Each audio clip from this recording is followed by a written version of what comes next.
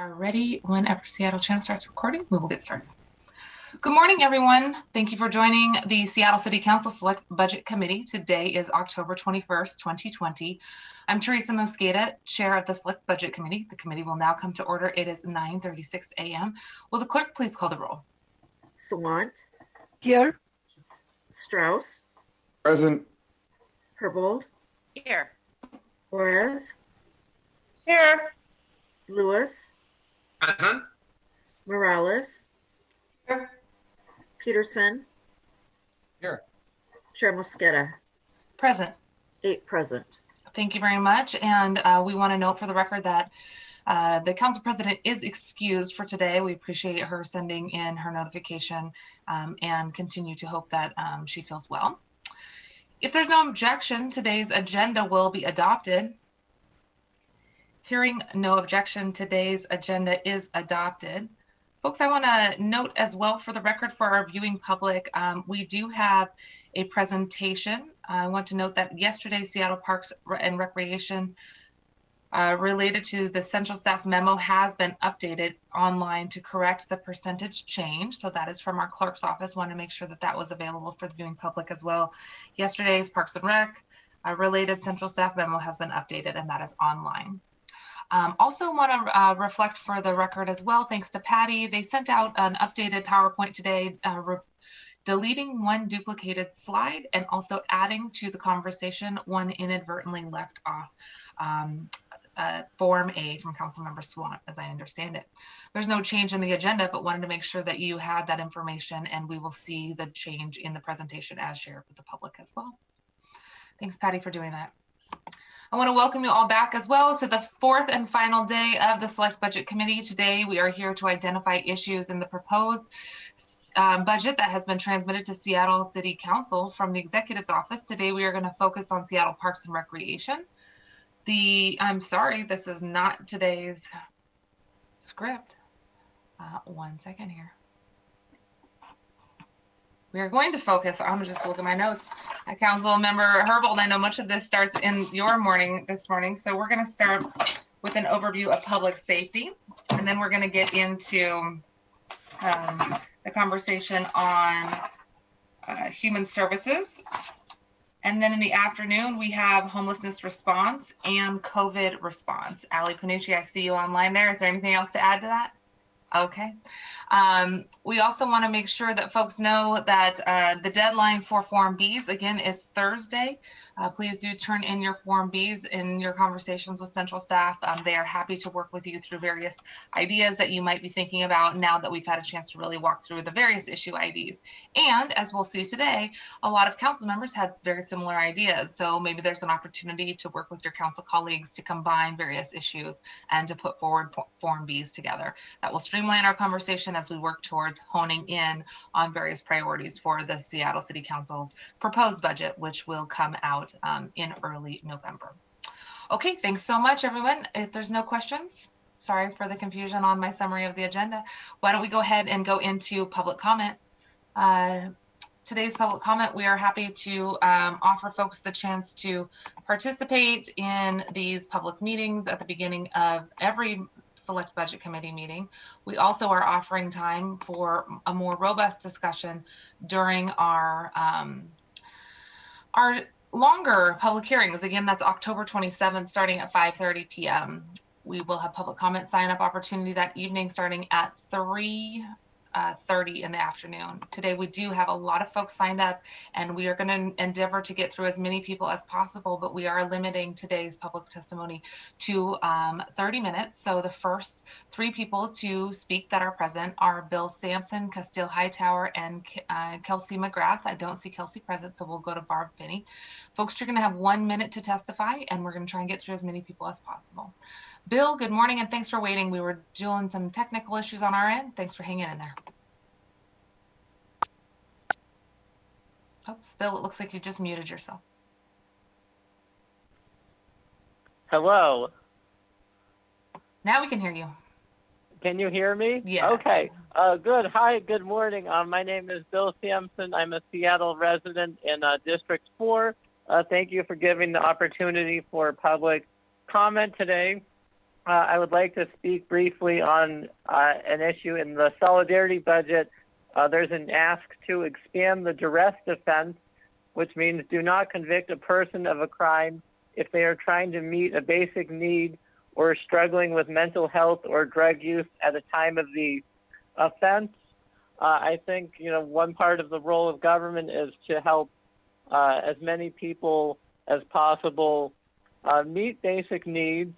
And, this can't happen all the time. So, failing that, I think it's reasonable to stop convicting, stop criminalizing meeting basic needs, and that this is doing so is inhumane and, a waste of resources. And Thank you very much, Bill. Castile, good morning. Thanks for joining us.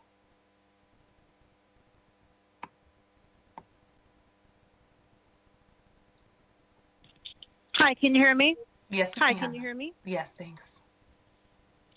When my brother, Herbert Hightower Jr., was killed by Seattle police in 2004, he was experiencing a mental health crisis that should have ended with him receiving the help he needed instead of his life being taken. An all too often scenario for people with mental illnesses and their encounters with the police. A public records we are still fighting SPD to release.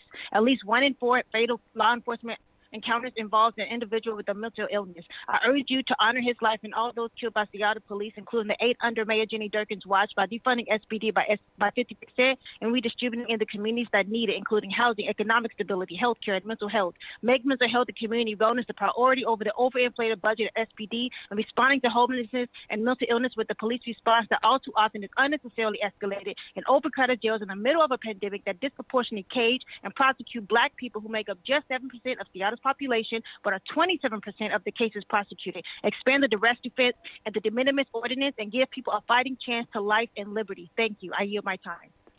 Thank you very much for calling in again today. I still see Kelsey not present. We're going to go to Barbara Finney, followed by Howard Gale and Christopher Conley. Barbara, good morning.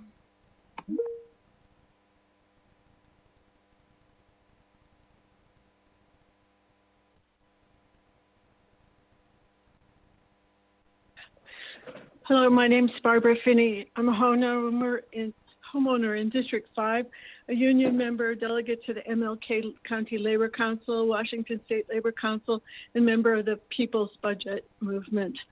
I urge you to sign on and support Councilmember Sawant's proposal to create a democratically elected community oversight board with full powers to hold SPD accountable. Seattle police have killed 27 people in the last 10 years, including Charlene Lyles and John T. Williams. Masses of people are protesting for Black Lives Matter, plus media, medics, legal observers, and residents have been abused, injured, and their rights trampled by SPD during the last 4 months. Despite OPA, CPC, and the IG, the current police accountability system doesn't work. Our city needs an independent, democratically elected, civilian-controlled police accountability system.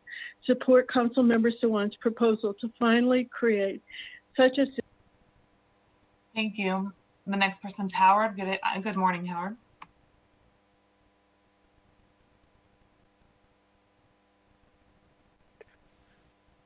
Good morning. This is Howard Dale from Lower Queen Anne District 7, speaking on public safety. This morning, you will be considering a proposal from Councilmember Sawant on establishing a truly independent and community-based police oversight board, a system that would be unlike what we currently have, but a system that does exist in other cities like Newark, New Jersey, and Nashville, Tennessee. If you believe in the righteousness of the moment we are in, if you believe in justice for George Floyd, then how can you not believe in justice for Charlene Lyles, Kyle Gray, Jason Severs, Iosia Falatogo, Danny Rodriguez, Ryan Smith, Sean Lee Fur, and Terry Kaver, all killed by Seattle police in the last 3 years since the council approved accountability legislation. All these police killings were never properly investigated. I ask today that you at least be accountable and transparent to your constituents. If you do not support Councilmember Sawant's proposal, you must at least explain what measure of justice and comfort our existing accountability system has brought to the families and loved ones of Charlene Lyles, Kyle Gray, Jason Severs, Iosia Faltego, Danny Rodriguez, Ryan Smith, Sean Lee Fur, and Terry Kaver. Thank you, Howard. Christopher, good morning. Thank you, Council. My name is Chris Conley. I'm a renter in Dan Strauss's District 7. I'm also a member of Sunrise Seattle, and I'm calling to urge you to divest from SPD by at least 50% and support distribution of funds divested from SPD through a participatory budgeting process that creates real public safety. This includes increased access to dignified emergency shelter and affordable housing, access to hygiene, and decriminalizing homeless services. This also includes taking common sense measures to meet basic needs in our communities rather than punishing people who are trying to survive. Black people make up 27% of the cases prosecuted by SMC in 2017-18, even though they only make up 7% of our population. When we say defund the police, we mean undoing a racist system of oppression. We also mean stop wasting money and resources on criminalizing poverty and mental health struggles, when we can instead be investing that money in meeting people's basic needs, like safe and dignified housing, economic stability, and healthcare. I stand with 60 other organizations who have signed on to a solidarity budget, and I urge you to pass this. Thank you. Thank you. The next three people are Jackson Petrish, Kate Rubin, and Dan Wise. Jackson, good morning. Hi, good morning. I'm Jackson. I'm a renter in District 4, and thanks for offering comment today and to the people who've already given very powerful comments so far. I just moved to Seattle in February, and my whole time here I've been very disillusioned by this wealthy city that calls itself forward thinking. But my whole time here, I've seen people on the streets struggling and a lack of resources going toward dignified housing and sanitation, to see police sweeping those people's camps, destroying their belongings amid a pandemic and a smoke cloud, and instigating violence at protests and refusing accountability for killing people. And a government that sometimes makes moves years too late and takes credit for scaling down a criminal justice system that helps drive Black and Indigenous folks into a permanent underclass and not acknowledging enough the work of activists in the community. But anyway, we have an opportunity to make humane and also economically sensible moves that would put us ahead of the game, calling on the council and especially Alex Peterson to make good on commitments and fight for the 6 points of the solidarity budget, especially expanding the Thank you. Kate. Good morning, Kate.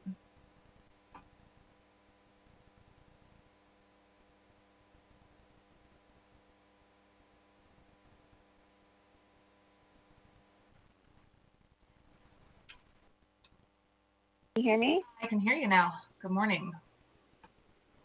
Sorry about that. Good morning. I'm the Executive Director of B Seattle and a resident and renter in District 2. And I'm calling in support of defunding SPD by at least 50% and reinvesting that money into our community.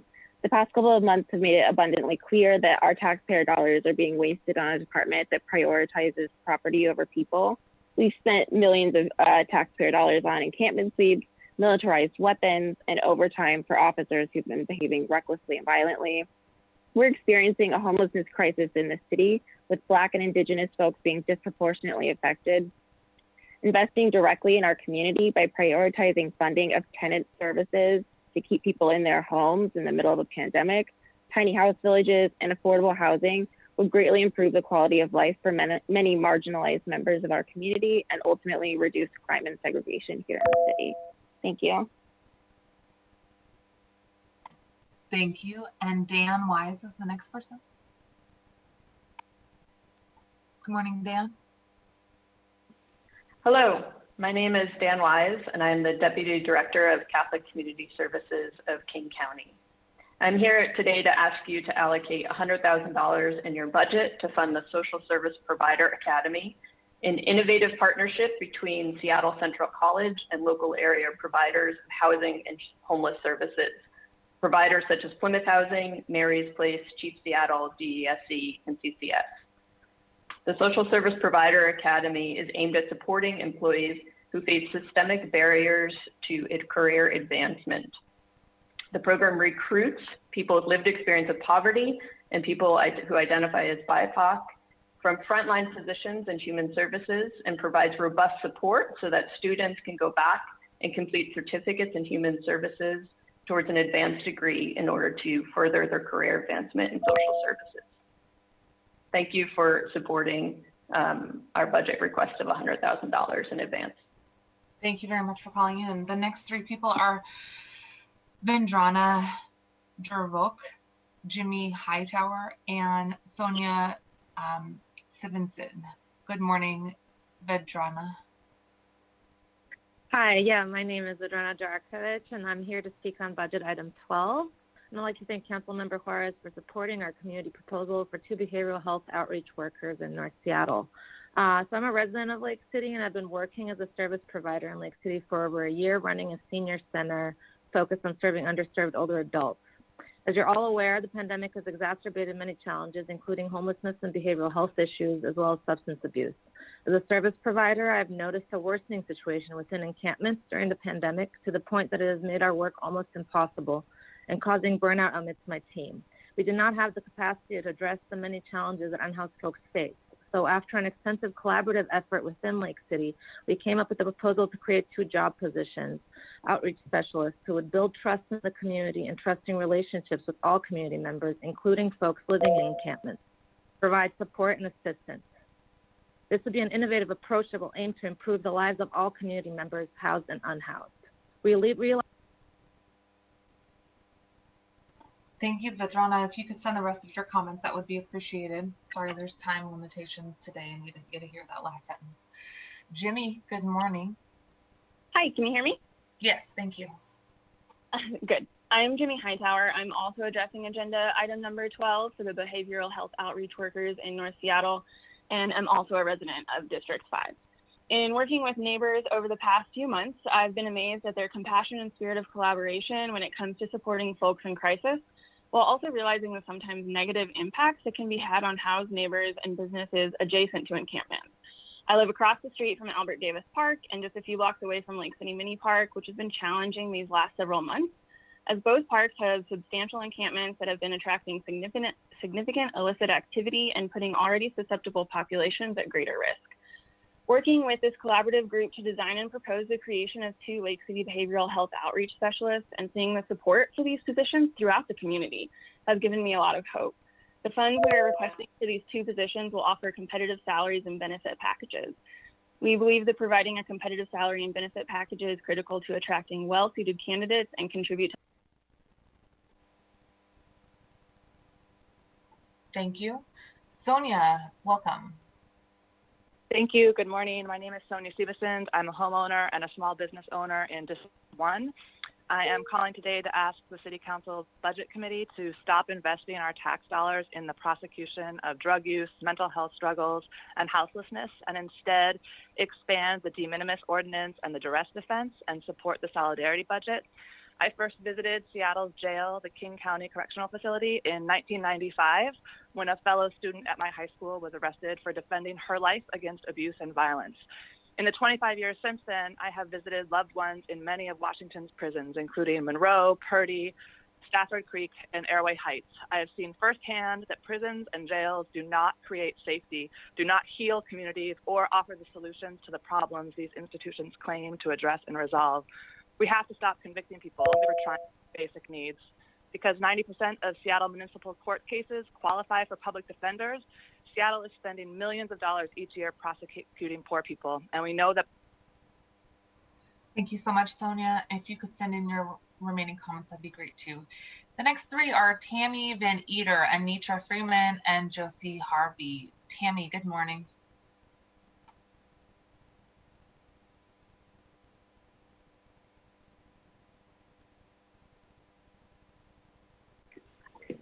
Hello. Hi there. Good morning, members of the City Council. My name is Tammy VanEater, and I've been living at Share Wheel, Tent City 3 since March. I'm asking you to please fund Tent City 3. We always need food, water, blankets, tents, pallets, clothes, shoes, and socks. These are items we need to keep safe and warm. I like Tent City 3 because of the self-management and self-locations we are in. These are the reasons I think Tent City should be funded today. Right now, we are in Crown Hill. The name of the church is Trinity United Methodist Church. They have hosted us twice before and had an indoor shelter too in the past. On the December 19th, we're moving to the University of Washington. This will be our 2nd visit. We've been also hosted there 3 times by the Seattle Pacific University and once by Seattle University. In 20 years, no one has harmed a neighbor while living in Tent City 3. Thousands of people have lived there, gotten themselves back together, and moved on. In fact, the Tent City 3 continues, and I'd like to. Thank you for calling in this morning. Please send the rest of your comments as well. Anitra, hello. Good morning. Good morning. Can you hear me? I can. Hello? Yes, I would like to exchange my time with Martina Emma because your time is limited this morning. I think she's a resident here at the Wheel Shelter, and I think it's more important that you hear directly from her. Is that okay? Is she with you there? Yes, she is, okay. Right here. You can pass it over. We'll restart the time. Okay. There you go. Good morning. Good morning. My concern, okay. This, my regard and condolence to those affected by their lovely loved ones. I want to add in this, homeless is a definition of homeless. People should look into this matter.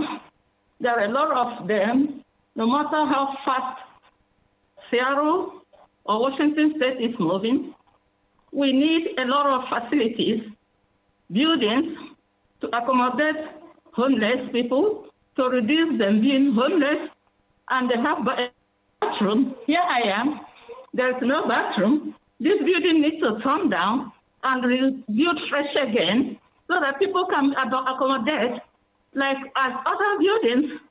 Please help. During cold weather, they're out there suffering. And having gone through that also, I was on the street for almost 2 years, going to 3 years. Thank you both very much for calling in. And Anitra, if you can send in the comments, that would be really appreciated. Josie, good morning. Good morning. Can you guys hear me? Yes, thank you. All right. Hi, my name's Josie Harvey. I'm an advocate at the new Junction Point Shelter and have worked with Catholic Community Services for a year, and I'm a current student at the Social Services Provider Academy, which is what I'm here to speak about. I came into this line of work because of similar life experiences. Most of my adult life, I was stuck in a cycle of poverty, addiction, and incarceration, and I didn't think higher education was available to me. 3 years ago, I decided to break that cycle, and I found housing services to help me be successful. Today, I'm self-reliant and working towards adding formal education to my life experience in order to help communities stuck in similar cycles. Being an SSPA student has been so rewarding. It's more than just a student sitting in a class. I've had a whole team working together to support each other, and we're navigating this together, which is exactly how the social services team should operate. I feel fortunate to be given this opportunity. These types of educational resources are essential for frontline staff in the social services. Thank you, Josie.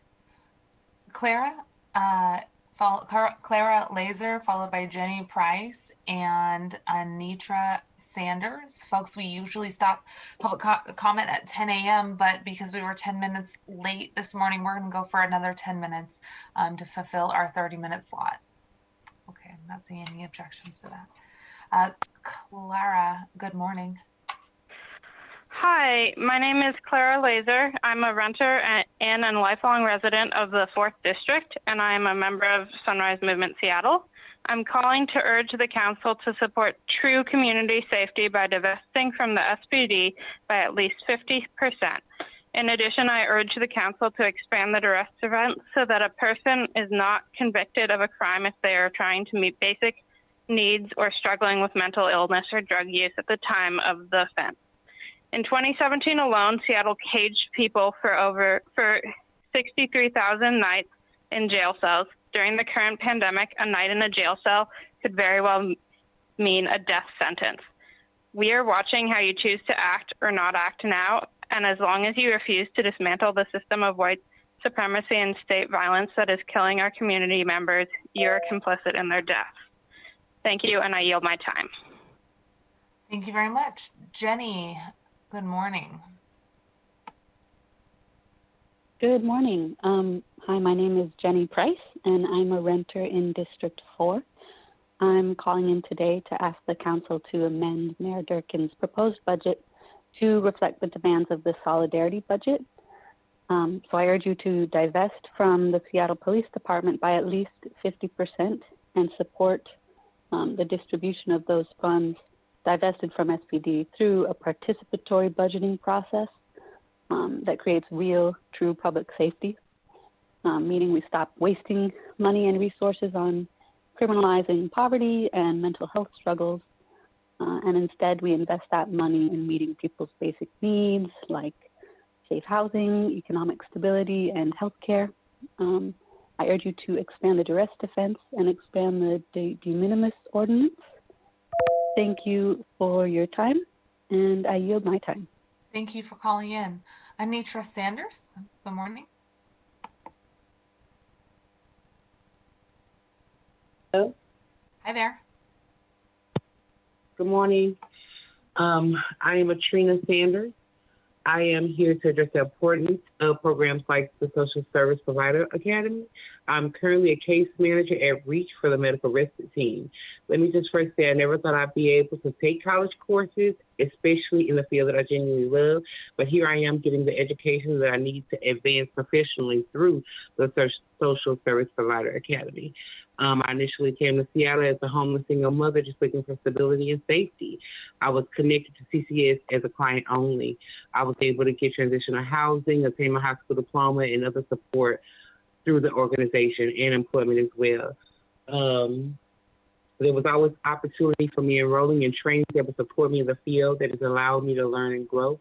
CCS and REACH has extended the opportunity with 100% support from the agencies, which is amazing. Seattle Central has been very accommodating as well in keeping us reassured.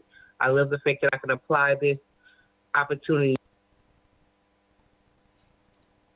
Trina, thanks for calling in. If you could send in the rest of your comments as well, that'd be great. And apologies for mispronouncing the first name. The next three speakers are Lisa Dugard, Julia Buck, and Serena Bosterman. That brings us up to caller number 23. Lisa, good morning.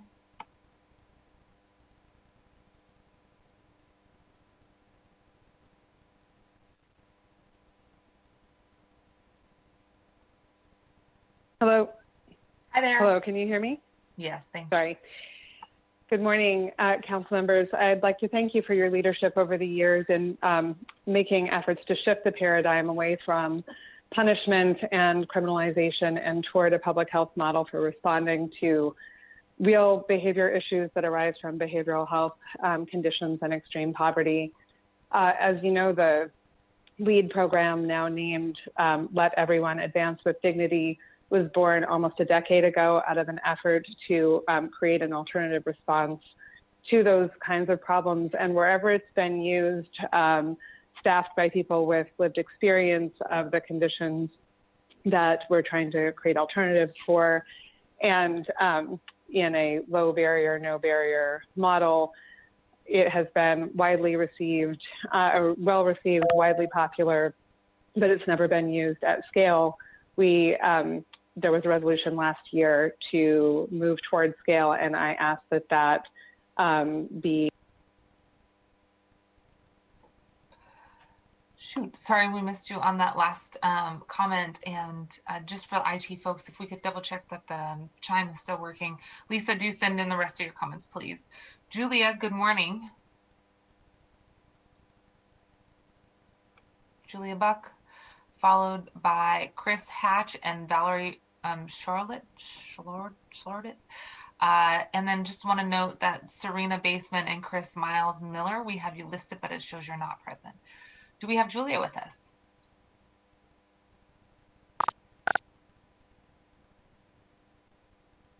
Hi, Julia, can you hear me?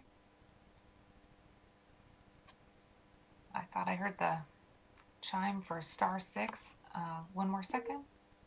Okay, let's keep Julia there, and we will go to Chris Hatch. I don't see Julia popping up, though.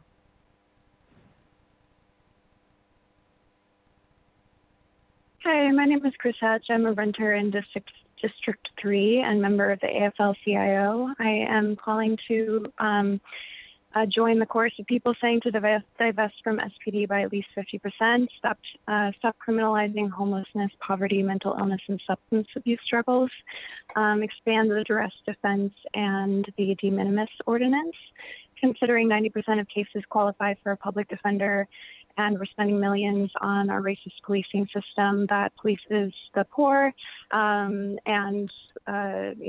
putting so much funds into these awful sweeps, and increasing the trauma in our communities, and increasing the instability. Plenty of the funds should be able to be reallocated into programs that are invested in real public safety and housing and ways to help people get out of this cycle. Thank you. I yield my time. Thanks for calling in this morning. I want to just check to see if Julia's with us. Okay, I see Valerie's with us. Good morning, Valerie. Good morning. My name is Valerie Schloret. I live in District 2, and I'm speaking to the proposal to begin the process to establish an elected community oversight board. We need an accountability system that is transparent and independent and answers to the voters who paid for it and are impacted by it. This is about value for money, but it's mostly about fairness and democracy. The present Office of Police Accountability is within the police department. The majority of its investigators are police officers. The general public doesn't know what it does because its operations and outcomes are opaque. City residents pay for the police department, and we pay for the current accountability system. It's not delivering consequences and transparency to create the different kinds of policing we want and need. Thank you. Thank you very much. And the last three speakers this morning are going to be Laura Lowe, Talia Wright, and we'll go back to Julia Buck. I also see Gabby Guthrie, who is listed as not present. Hello, Laura. Good morning. Good morning, everyone. My name is Laura. I'm speaking on behalf of Share the Cities. We have over 100 folks in our Slack group. We do quarterly workshops that have been attended by hundreds of people. We have 6,000 followers on Twitter. And many of the folks in Share the Cities are intimidated by testifying or have a lot of barriers to testifying, childcare and other caregiving and other responsibilities. So I'm here on behalf of all of them. We signed on to support the solidarity budget. We fight for fair and just and safe housing choices for everyone. And we need to fund our communities by defunding the Seattle Police Department. Today, specifically, we are adding to our request. We want you to expand the duress defense as well as expand the de minimis ordinance. We should not be criminalizing people and putting them in jail for crimes of survival. And we absolutely need to rethink the way that we treat our neighbors and the way we think of safety and the way that we've privileged people that are comfortable.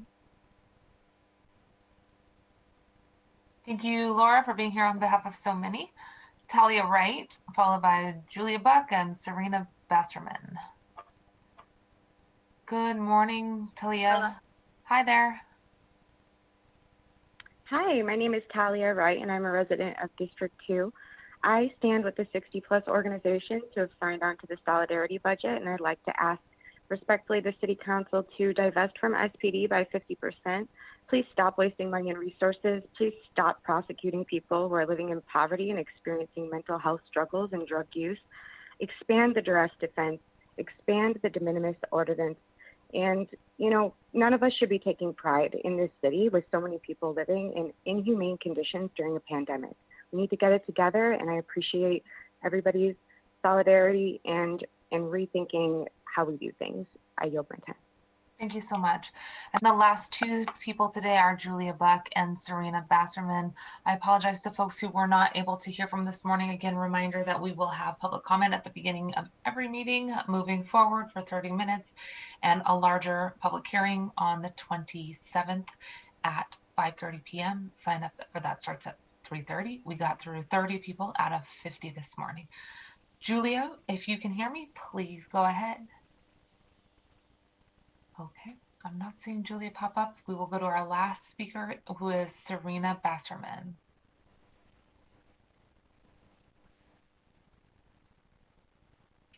Can you hear me? I can. Good morning, Serena. Thanks for being with us. Thank you so much. So my name is Serena Bosterman. I'm a lifelong Seattle resident and student at the University of Washington. I'm in Councilmember Lewis's district, but I did have the opportunity to meet with Tammy Morales in person. So hello again at a CERC forum. Thank you for being here. So I am here to echo a lot of the other comments I've heard, specifically about defunding the police and community investment. And I would like to echo the calls to expand the direct defense and expand the de minimis ordinance. I think we can all agree that these are about prioritizing human rights. And I had the chance to sit in a public courthouse once, and just seeing how many convictions that were really about nonviolent and pretty small things just really shook me and made me really care about just having the opportunity to recognize in a judicial way that we can just let these petty things go. Thank you. Thank you very much. And thanks to everybody who called in today. Also for those who both got to speak and didn't get to say as much as they wanted to, and those who didn't get a chance to talk today, we do hope that you email us at council@seattle.gov, or you can email it to me and I will send it out to our colleagues, teresa.mosqueda@seattle.gov. That ends our public comment period for this morning. It is 10:13 a.m. Let's move on to our items listed on today's agenda. Madam Clerk, will you please read item 1 into the record? Agenda item 1, community safety and violence prevention, for briefing and discussion. Thank you very much, Madam Clerk, and welcome back. I see Ali Panucci with us. Ali, do you want to kick us off today? Thank you, Chair Mosqueda. Good morning, council members. I think you summarized what is coming up for the rest of the day today and highlighted the upcoming deadline, so I don't think I have anything to add, and I will just turn it over to Asha Venkatraman to kick off the discussion on community safety and violence prevention. Thank you so much. Welcome back, Asha. Good morning, council members. As Ali mentioned, we'll be talking about community safety and violence prevention this morning. As you'll be hearing a lot from me today in this presentation, but I just want to note that the other central staffers that were part of the team on this memo are also on the call to answer your questions as needed. So I'll start with sort of setting out the frame of this memo and how we approached it, so you have some context for what we'll be talking about. We used as our foundation the resolution that the council passed over the summer, 31962, which evinced an intent to create a Department of Community Safety and Violence Prevention. And one of the things in that resolution to move forward in a work plan is to recommend a structure and functions for that department. So this memo starts along that path in terms of identifying what happens when the public interfaces with law enforcement in the context of calls for public service. So essentially 911 calls, and how the city and the county to some extent respond to those calls. So we'll go through a Intercept model, which we'll get into in a little bit. That's how we framed the criminal legal system. And I'll just note that there are a variety of different departments that are implicated in community safety. This paper doesn't go into them in real depth if the budgets for each of those departments are addressed either in the miscellaneous paper or in the department-specific papers that you've seen thus far or that are coming the rest of today. So if we could move to the next slide. So you'll see here, and this I think will be more useful once we've talked about the Intercept model itself and how we've chosen to categorize services within each of these intercepts. But I will note that we're talking about approximately $8.3 million worth of services in the 2021 proposed budget. If we could move to the next slide, I'll turn it over to my colleague Carlos to talk about the Intercept model itself. Hey, thank you, Asha. Good morning, Madam Chair. Good morning, council members. For the record, Carlos Lugo with your City Council Central staff. And in this slide, existing functions or new and expanded functions in the 2021 proposed budget are presented by stage in the criminal legal system using the sequential intercept model. And this Intercept model was developed to provide a conceptual visualization to use when considering the interface between the criminal legal system and the mental health system. It's useful, however, beyond its original intent, as it provides a framework for where the city's programs, responses, and proposed investments fall. And the Intercept model maps out the criminal legal system by breaking it into 6 intercepts corresponding to key decision points where interventions could prevent individuals from entering or penetrating deeper into the criminal legal system. So it's a valuable tool in mapping how the city is investing its resources upstream of involvement in the system or further downstream within the system itself. I will also note that the criminal legal system realignment work group that the Ledge Department is conducting along with OCR is using this Intercept model, and this is the framework that we're really analyzing as we go through the criminal legal system in the city to figure out where we can put together recommendations for different investments. And with that said, this section focuses on the existing services within the first 2 intercepts, which would be Intercept Zero and Community Services, or Intercept One, which is law enforcement. And there is an intercept that's not reflected in the model above, but it reflects an intermediate stage in which responses other than law enforcement answer calls for services. And so we're calling this intermediate intercept 0.5. So when an individual calls 911, dispatchers usually send SPD sworn officers or Seattle Fire Department basic advanced life support, depending on the need. And then services other than those standard responses and funding where appropriate is described later in this paper. And with that, I will turn it back over to Asha. Thanks, Carlos. If we could move to the next slide. We are, so on page 3 of the memo, you'll see some more detail here about the services that are described in Intercept Zero. So as Carlos mentioned, this is what happens up until somebody calls 911. So somebody's having... Just before we move on, so sorry, Councilmember Herbold. Thank you. On the previous slide, thank you. Really appreciate how this is laid out. It's really extremely helpful.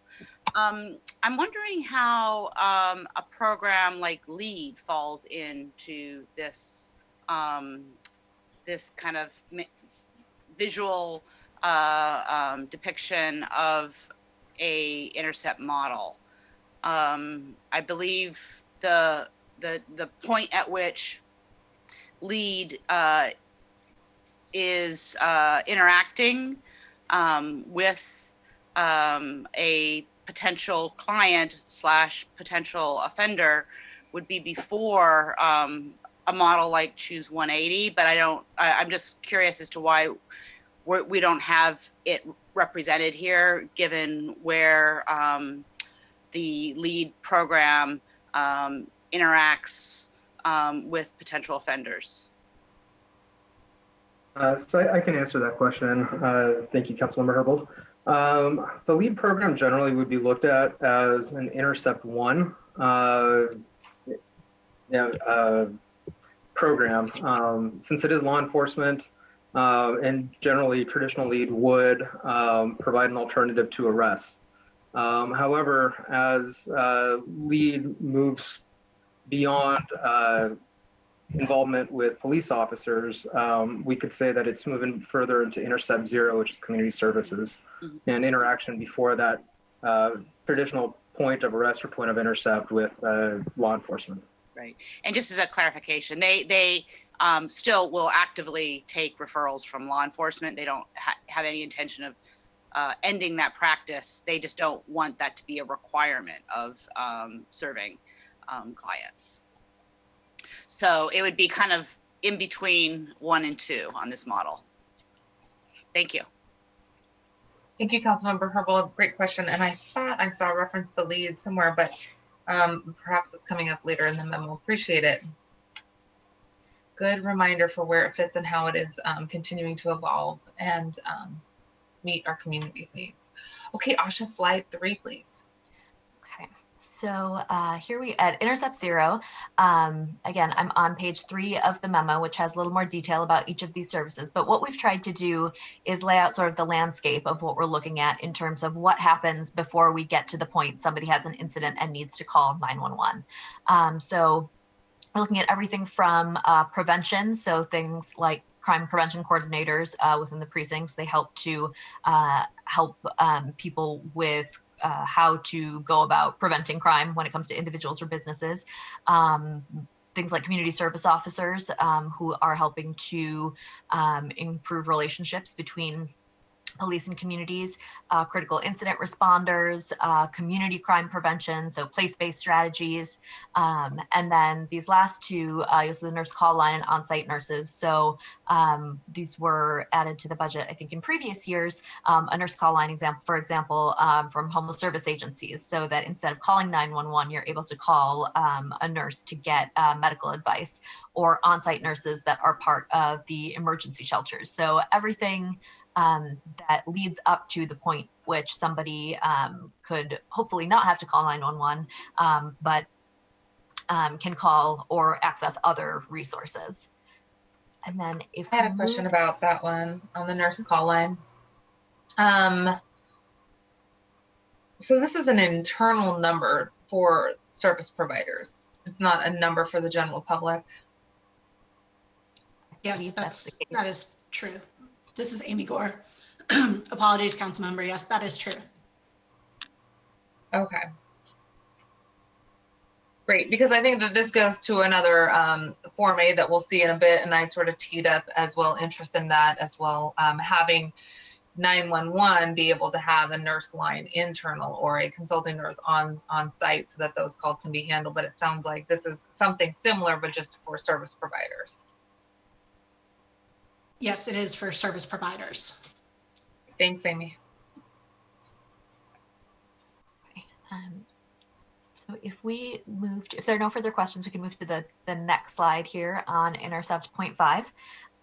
As Carlos mentioned, this is we have inserted into the traditional Intercept model. When someone calls 911, you either get a law enforcement response or you can get a non-law enforcement response, but that is still a government response. So somebody is still responding to that call for service. And this is where things like Health One are relevant. So instead of a armed officer showing up, you have 2 firefighters and a mental health professional showing up. It is services like the DESC Mobile Crisis Team. This is a county service in which mental health and substance use disorder professionals go to a scene to see what a client needs. It's things like One Call, this crisis that's done by Crisis Connections, the single diversion portal, and it allows first responders to show up and help individuals in crisis. And so in this category, you're looking at those things that are in which somebody has called 911, but it's not law enforcement that's showing up. And then if we move to the next slide, Intercept 1 has a quick question. Thank you. On the Crisis Connection One Call, that is something that people can access when they only know to call 911. It's a change that happens after they make that 911 call that the dispatch does, or is it a different phone number altogether?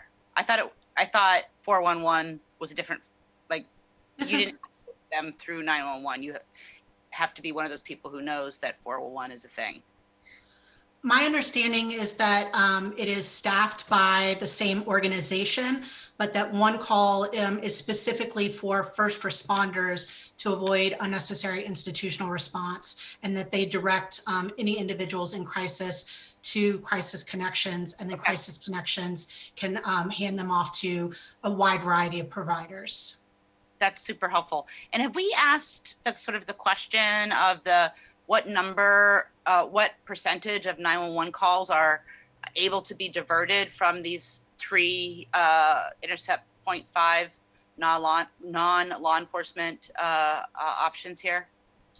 I can't speak to the other 2, but I can tell you that the Crisis Connections was technically a pilot program, and this is actually an extension of the pilot program in 2021. And because of how odd 2020 has been in general, they really wanted an additional year of data under hopefully what will be more normal circumstances to gather that data and learn kind of what percentage of calls might be diverted through this type of program and how to scale it up. But I'm not sure how to answer that for the DESC Mobile Crisis Team or Health One. So there is data for Crisis Connections one call. You're suggesting it just may not be useful because it was a strange year? Correct. Okay. Thank you.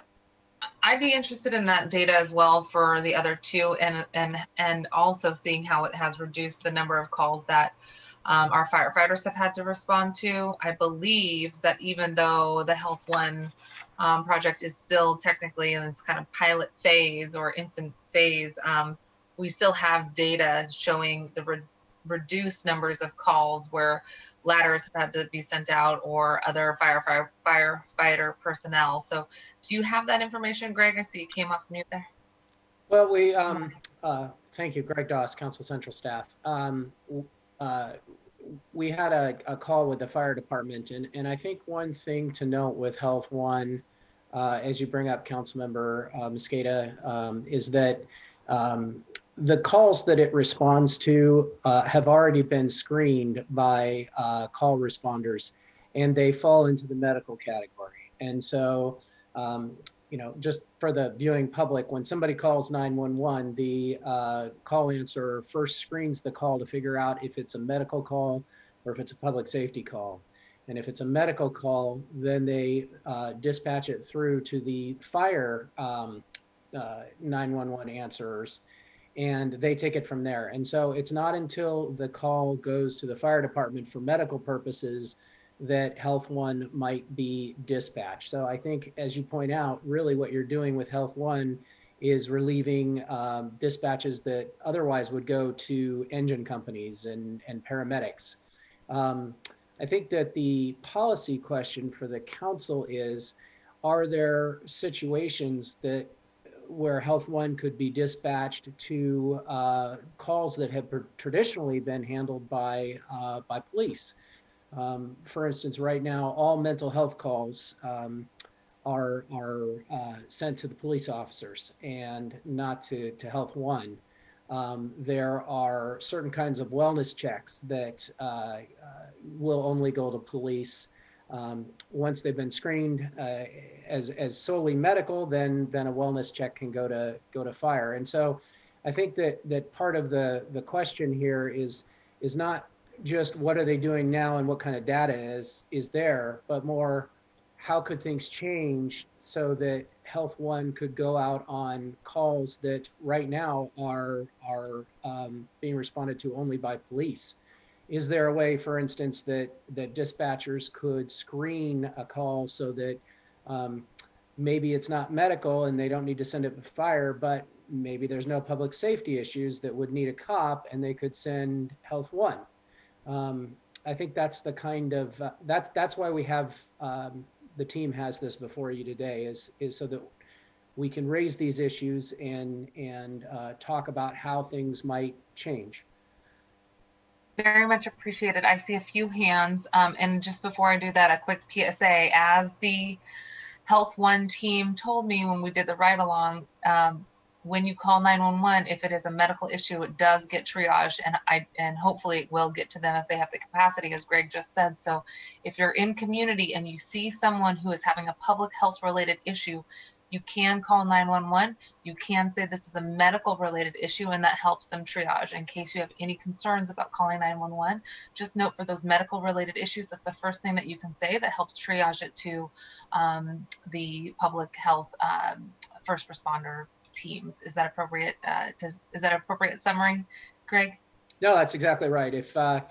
If you specify that the emergency that you've got is medical, then it can go to Health One. Otherwise, the default is probably SPD.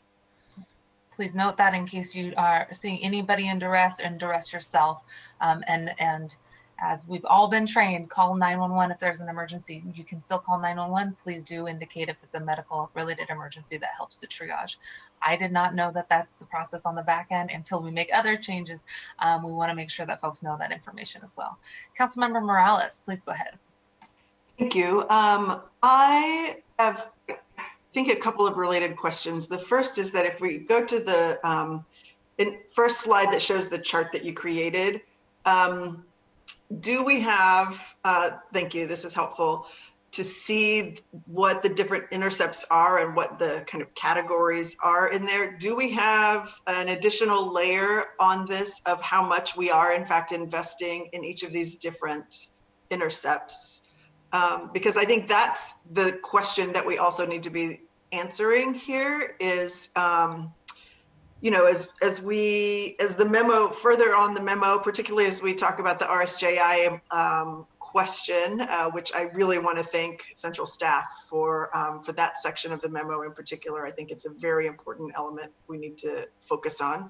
But as we're talking about all of these processes and all of these, you know, organizations and programs and pilots that we're doing, I think we need to be asking the bigger question of what outcomes are we looking for with all of this, and what are we duplicating, and what additional burden are we placing on community by recreating something that is already in place or that is already existing well.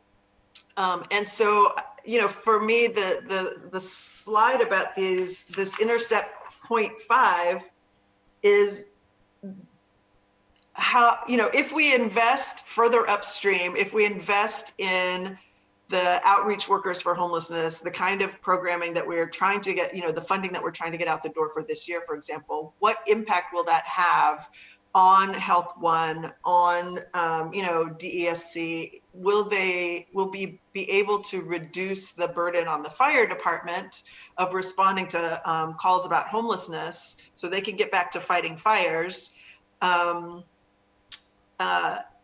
If we invest further upstream in the homelessness services, I guess is the basic point that I'm trying to make here. And the question of, do we have an understanding of what the investments are at each of these intercept levels?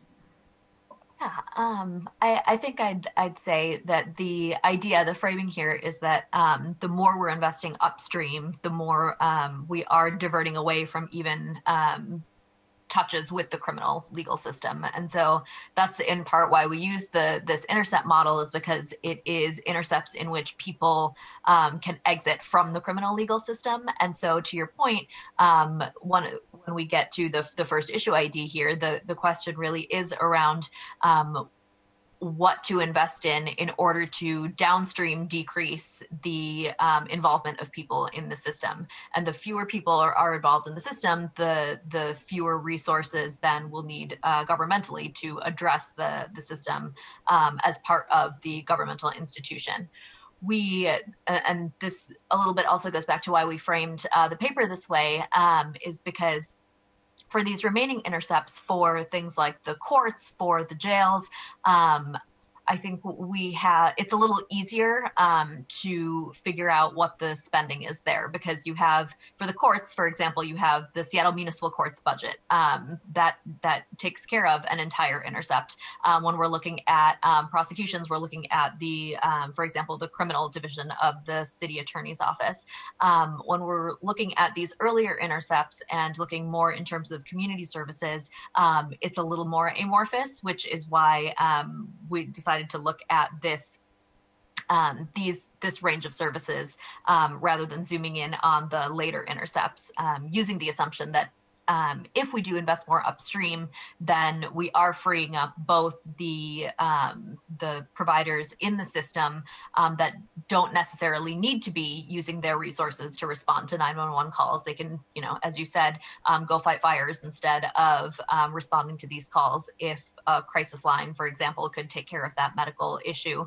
And then that leads to less in the system itself. And so you get to, by the end of this intercept model, you're in something like the transformed probation, which we very briefly talked about earlier in this process, cutting the funds for probation and using a model that is very much human-centered, as opposed to people in the system in a time-based versus goal-based way. Does that help answer your question? Thank you, Sasha. Yeah.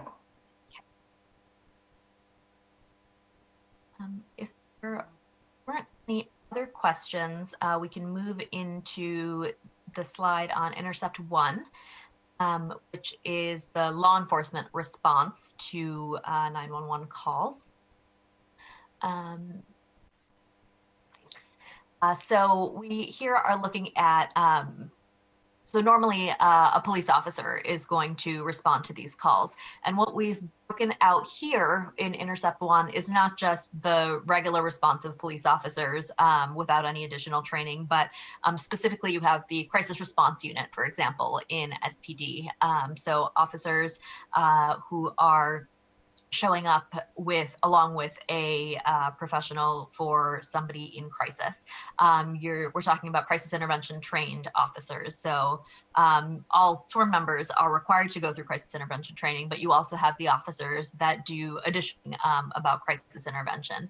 So this piece is primarily about mitigating the impact of having law enforcement respond to a call. Something like emergency services patrol, in which you have an outreach team that's present to engage people. The idea at this Intercept is that, yes, you have the traditional response of the police department, but there's also responses that can mitigate the effects of what happens and the potential harm for in terms of what happens when law enforcement does show up to somebody in crisis. So there are... If it'd be possible, I could add a bit on this if the chair doesn't mind.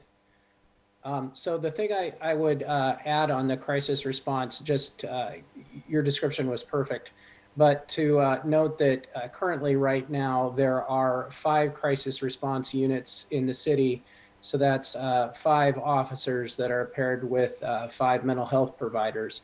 And the information that we received from the department says that the police department, that in most cases, the vast majority of the CRU are responding to 911 calls, which are labeled as disturbances. And those are individuals or who are creating a situation where the public has concerns about their actions or behaviors, really people that are in crisis.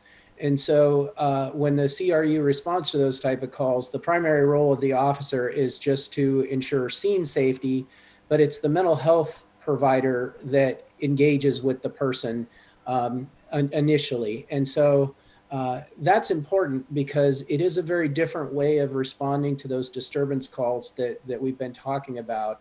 And SPD has said that they don't currently have the resources to expand their call responses in those areas. And so one potential option the council could consider for mitigating harm in the short term is to expand the number of crisis response units so that there's a greater capacity for the department to send out teams of officers or a team of an officer and a mental health provider to more calls and put the mental health provider in front, so to speak. There are certainly opportunities to do that. We have some data about just mental health calls alone that would suggest that you could have a significant increase in CRU trained units, and there would be demand for it. And we can get you that data. Some of it was in my paper yesterday. Thank you. Councilmember Herbold, then Councilmember Lewis. Thank you. Greg, I would be interested to know what your thoughts are about how to incentivize a crisis response unit that relies less on SPD officers for backup. I, of course, acknowledge that there are times when it is necessary and appropriate for armed police to be available and or present. But during the summer rebalancing discussions, many of us on the council heard from the mental health workers that work for the crisis response unit, and they themselves acknowledge that that they appreciate the support of the police department, but that it might be worthwhile looking at making shifts to the model that doesn't always assume that an armed officer needs to be there. And so I think, as I understand it at least, that the model currently is that's the team, that's who goes. There's no question on the front end of whether or not the team with the officer is always necessary. And so, you know, we've talked about the cahoots model. The cahoots model is, I think, is a model that does rely, I mean, at least from the analysis I've heard, it does rely more on the backup provided by armed officers, whereas another program that we've heard a lot about recently, the STAR program out of Denver, doesn't rely on officers to go to calls. So if we were interested in a model that had less reliance on officers to accompany our crisis response unit on all calls, how could we begin to move in that direction? Yeah, thank you. And that's something that Carlos, my colleague, is doing a bit of research on. He's looked at cahoots, and that's the model that he's a little bit more prepared to speak to you on. I was merely pointing out that on the calls that the 911 center gets, where there is a potential for a need for an officer, that's something such as a disturbance, there are many more calls than there are an opportunity for a crisis response unit to go to the calls. And so on those that you might need a police officer, there are not enough crisis response units to go. And then, of course, I think your point is changing your processes so that as dispatch is taking the calls, they could determine if it was a disturbance that really required an officer. And if not, then that's where the cahoots type model, I think, would come into play. And Carlos can speak more about that. And again, I want to just underscore, I think what we're hearing from community is not the cahoots type model, but more like the STAR model, because the STAR model has less reliance on law enforcement accompanying it.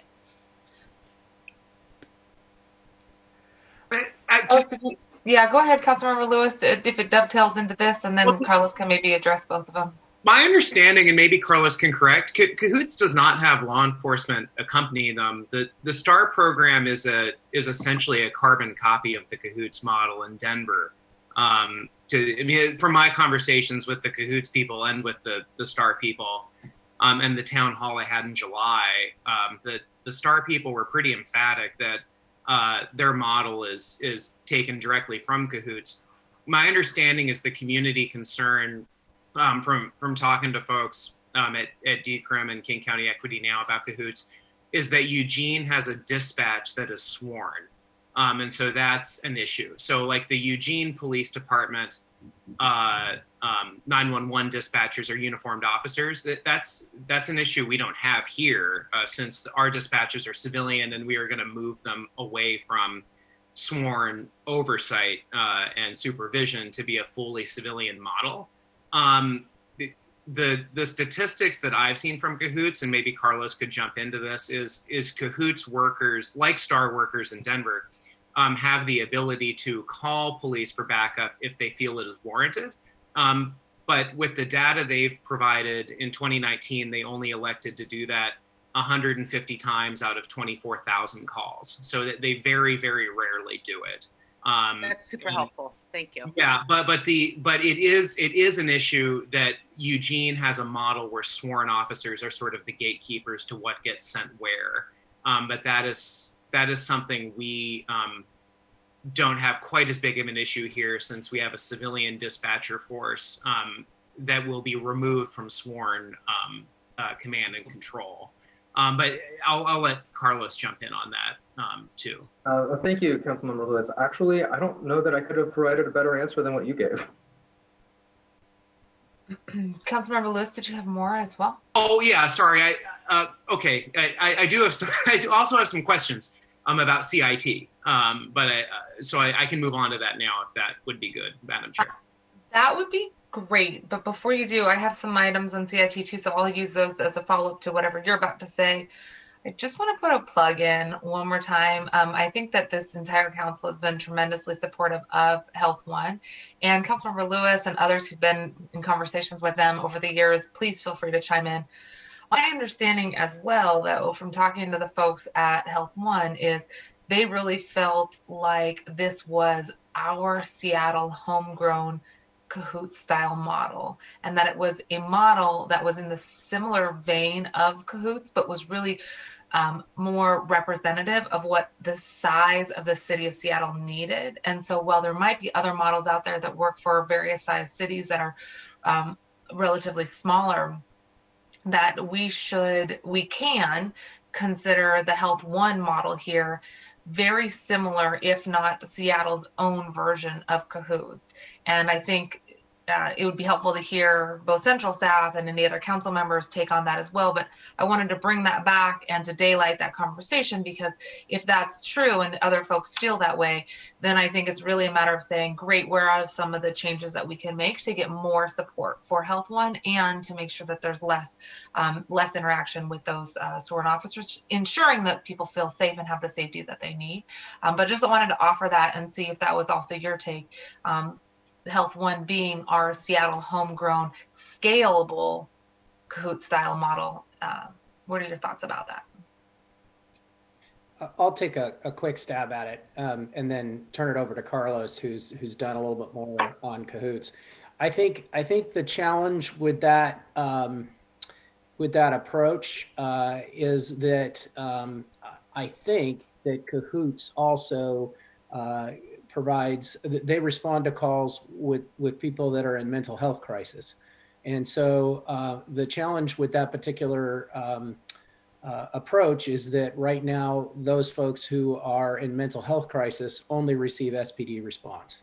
So that's where you would, again, need to change your policies and procedures at the dispatch center and the 911 call center so that there was some sort of screening that would allow for the dispatcher to send Health One to a mental health call where they knew that there was not going to be any kind of a need for a public safety officer, essentially to provide protection for the firefighters and the mental health providers. So I think you absolutely could see that Health One could be used like Cahoots.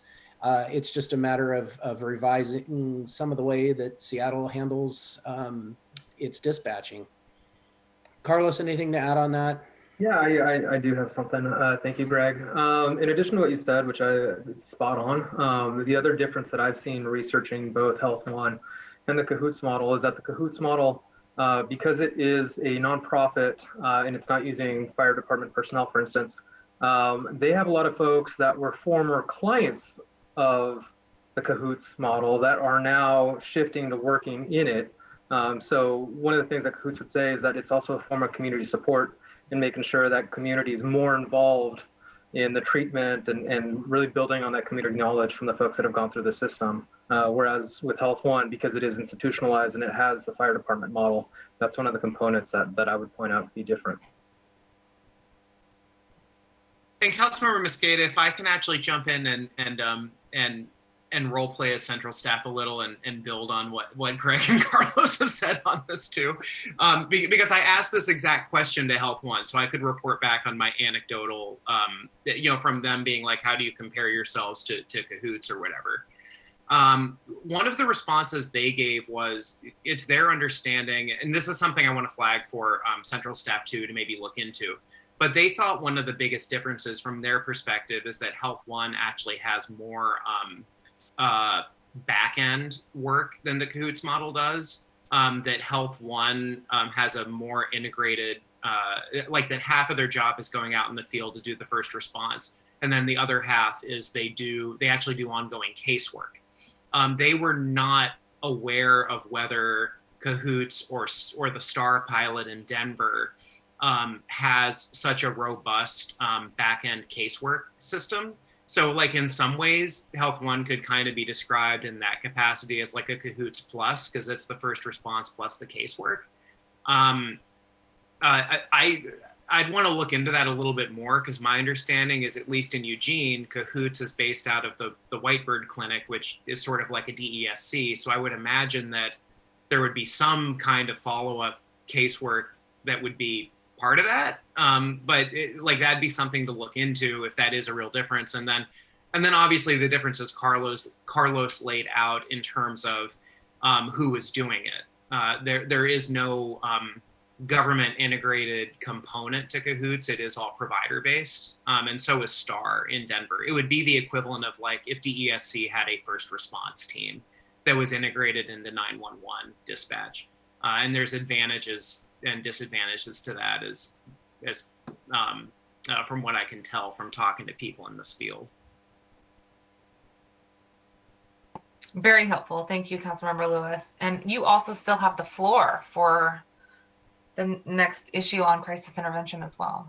Great. So I did a ride along with crisis intervention and was very impressed with the sworn officers and the caseworkers who make up the crisis intervention team in terms of the perspective and the mission of that unit. They similarly made representations to me that there's a whole bunch of different calls that they could respond to without the sworn officer present, depending on the nature of the call, the location of the call. What I would be interested in, and just flagging this for central staff, is sort of a Venn diagram of some of these different response models, because I think there is a lot of overlap between Health One's response, crisis intervention team response, and if we move to some other low acuity community-based kind of Cahoots or STAR model, the overlap of that response. Because things that do have a very strong criminal nexus but are also mental health related would certainly be a CIT response. Like if there's someone who poses a potential public safety risk, CIT would go to that. But I feel like at the center of the Venn diagram, there's sort of the call of someone in a doorway, unresponsive, alone, possibly under the influence of a substance. It seems like all of these things could respond to that right now, as it is currently constituted. And just sort of to make CIT's mission more impactful, I would, this is just me flagging, I guess, my preferred approach. I would almost make their response portfolio more niche and more toward things that are exigent public safety criminal threats, and then rely on the other low acuity responders to deal with things that have a very, very clear nexus that is exclusively in behavioral mental health, substance addiction, and even in some cases, like de minimis criminal activity if it involves, someone is like trespassing, but clearly what's really happening is they're having a behavioral mental health episode or something where they don't really know exactly where they are. So it's like they're trespassing, but they're not maliciously or knowingly doing it. Like I think that would be a Health One or a Cahoots kind of intervention instead of like CIT. So I just think, Greg, to your points about kind of really intentionally engaging with CIT, my understanding is that it's critical. It has a really important place. We need to keep it and work with CIT. But I want to make sure that as we're doing that work, we're making sure that in the Venn diagram of these other types of responses, we're maybe giving them the mission to lean into that are the things where we kind of where most people would agree there should be a sworn officer present for the protection of the public and the personnel that are responding. And I think that's a smaller category that might not necessitate expansion of CIT, but may justify maintaining it in its current size as we give some of their current duties to some of these other models we're discussing. Yeah, Councilmember, I totally appreciate that. If I could offer one thought on that, as the council considers the change in public safety services and sort of re-envisions public safety, as the city of Seattle moves towards a system, a dispatching system and a 911 call system where they're better able to discern the calls that wouldn't require a police officer. The CIT is there in between the time we get to that point and where we are now, to handle those disturbance calls where there hasn't been a vetting of the call to determine that there's no public safety urgency there. One potential option for the council to consider is whether there's a crisis response unit, temporary or short-term expansion as the city moves into a system where they can better discern calls that don't have any public safety nexus and could be handled by Health One or a community provider. Because until that point, it's going to be the case, I think, that as disturbances or other calls that are mental health, that are, I'd say that body of work is owned by the police department, will continue to receive 911 response from the police department, could potentially have more crisis response units available until we reach another place. Just a thought. I appreciate this conversation. Councilmember Lewis, I don't want to cut you off. Follow up on yours? Just a quick follow up. I mean, I would say that part of that too, Greg, because those are really, really good points. From my conversation with the folks at STAR about this and sort of their relaying how they talked to the Cahoots program in Eugene to set up their pilot, is that some of that can be developed through 911 dispatch screening processes and really working with the dispatch on like kind of how to fess out what would be an appropriate thing to send where. So I think that would be part of the equation as well, as maybe looking really critically at sort of the training and systems and practices in the Denver and Eugene dispatches to see kind of how they make those determinations at that level on what to send when they exclusively send, something like STAR or Cahoots. And I think that's sort of the first layer of it. And then, of course, I mean, I can totally see scenarios where even if that screening criteria, doesn't capture exactly what's going on, that you could have like a CIT respond and then like clear the call and move on to the next call because they determine that it's sort of a lower public safety threat and flag it for a different type of responder. So, but I think that there is that really leaning heavy into the practices, procedures, and training of dispatch as something that is part and parcel to this discussion as well. Excellent points. Thank you all very much. I know we have a dense memo to get through and want to make sure that we give it the time it needs. So we are going to continue here. Remind me where we are at. We are at the bottom of page 4. And I will add 2 more things before we move on. Just very briefly, if we can double check with Health One, I know from my conversation with them, they are responding to mental health calls. And Greg, I think the nexus is because it's co-occurring, right? It's co-occurring with something else that might be health related. And so we should double check to see how those co-occurring situations are addressed, because that might help us with changing the policies related to how 911 handles those calls and sends them off to a non-sworn person. So that policy clarification would be helpful. And then the second thing is, if I might be so bold, and Central Staff can correct me if I'm wrong, when we did the walkthrough of Seattle Fire Department's priorities, one of the forms that I had was on training and really doing some lessons learned on trauma-informed training. I believe that type of training for the Seattle Fire Department potentially could fit into here as well, into similar vein of the crisis intervention trained officers, because in situations where our firefighter personnel are out either dealing with someone who has a mental health crisis, or they have found someone sleeping in the street and they've been called to those situations. If there is a case where someone who is agitated or aggressive is by them and firefighters feel that their safety is at risk, they are also likely to call 911, and then sworn personnel would show up.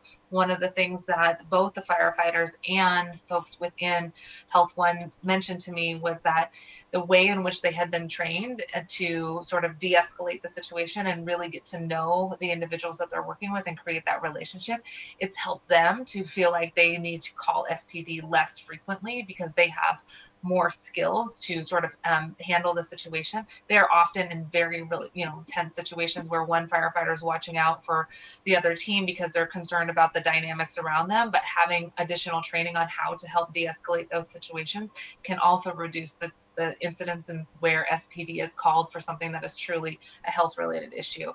So I wanted to flag that to see if that is also something, if it were to advance, would be sort of in the similar vein as what we're seeing in an intervention, so that we can prevent fewer incidents when sworn officers, armed officers are called to a scene that's truly not necessary, if we can de-escalate the situation with additional training.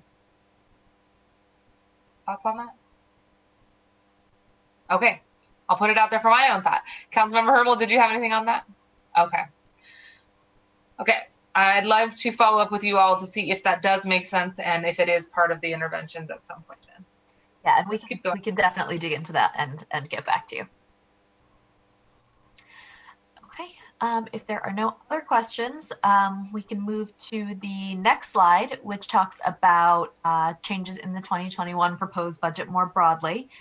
In the interest of time, I believe that you all have talked both about the moving the SPD 911 Center out into a new department in SPD's paper yesterday, and then moving the parking enforcement officers to SDOT as well. And so if there are no specific questions on those two, I propose we move to the third budget change, which is the Safe and Thriving Communities Division. But Madam Chair, I have one quick question on this. Please go ahead. Yeah, can we go back to the slide? I'm sorry.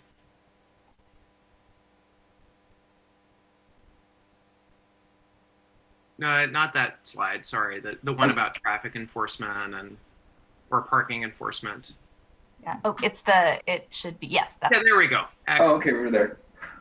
Okay. Yeah. So I guess I just have this is just a quick question for central staff. I think I know the answer, but I just want to see, or maybe flag to central staff that I'd be interested in the best way to make sure this happens, regardless of where parking enforcement ultimately lands, based on our discussions this fall.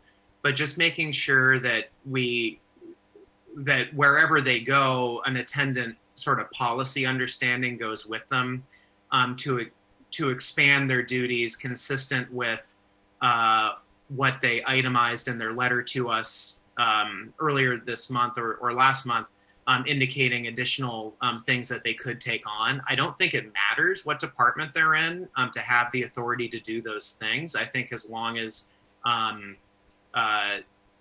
as long as the bargaining unit wants to take on those duties and it's duly bargained with other ones, they could do those things even if they were in SDOT. But I just want to confirm that here, and also flag my interest in pursuing that. Thank you, Councilmember Herbold. Thanks. I just want to respond to that from Councilmember Lewis.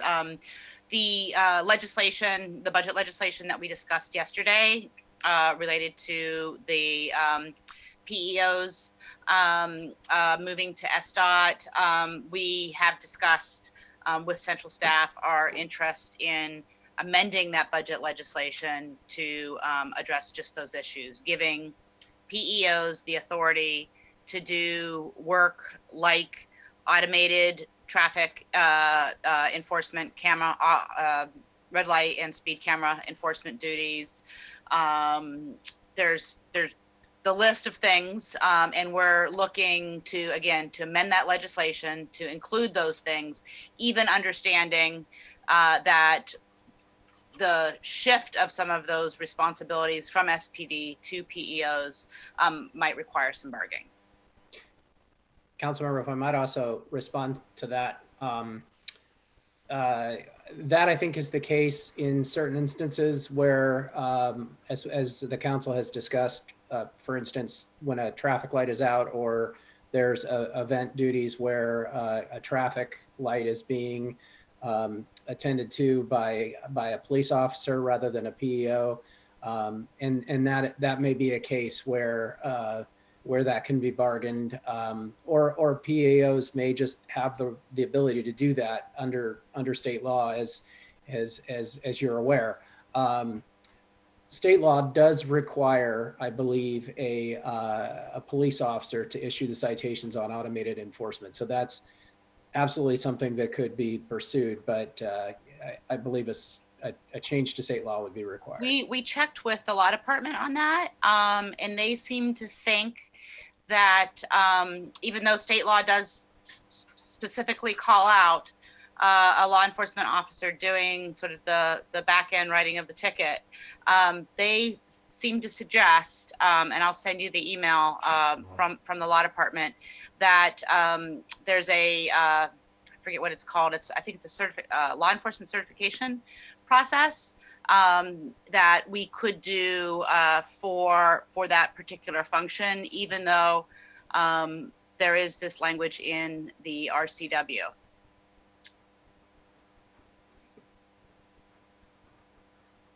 Appreciate you flagging that, Councilmember Herbold, and for looking into that. That is definitely a low-hanging fruit if we can go ahead and advance that effort. Appreciate it. Yeah, it's called the special commissions.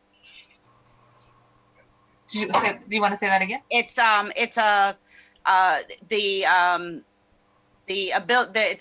ability to grant what's called a special police officer commission. But yeah, I'll definitely pass this on. Thanks. Thank you very much. Okay, I think we're ready to move forward. Okay.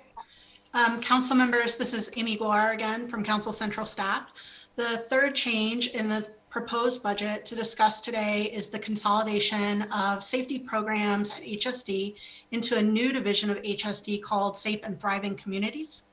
Currently, HSD administers community safety interventions both within the safety program, which is housed in the Youth and Family Empowerment Division, and for gender-based violence response, which is housed in the Mayor's Office on Domestic Violence and Sexual Assault.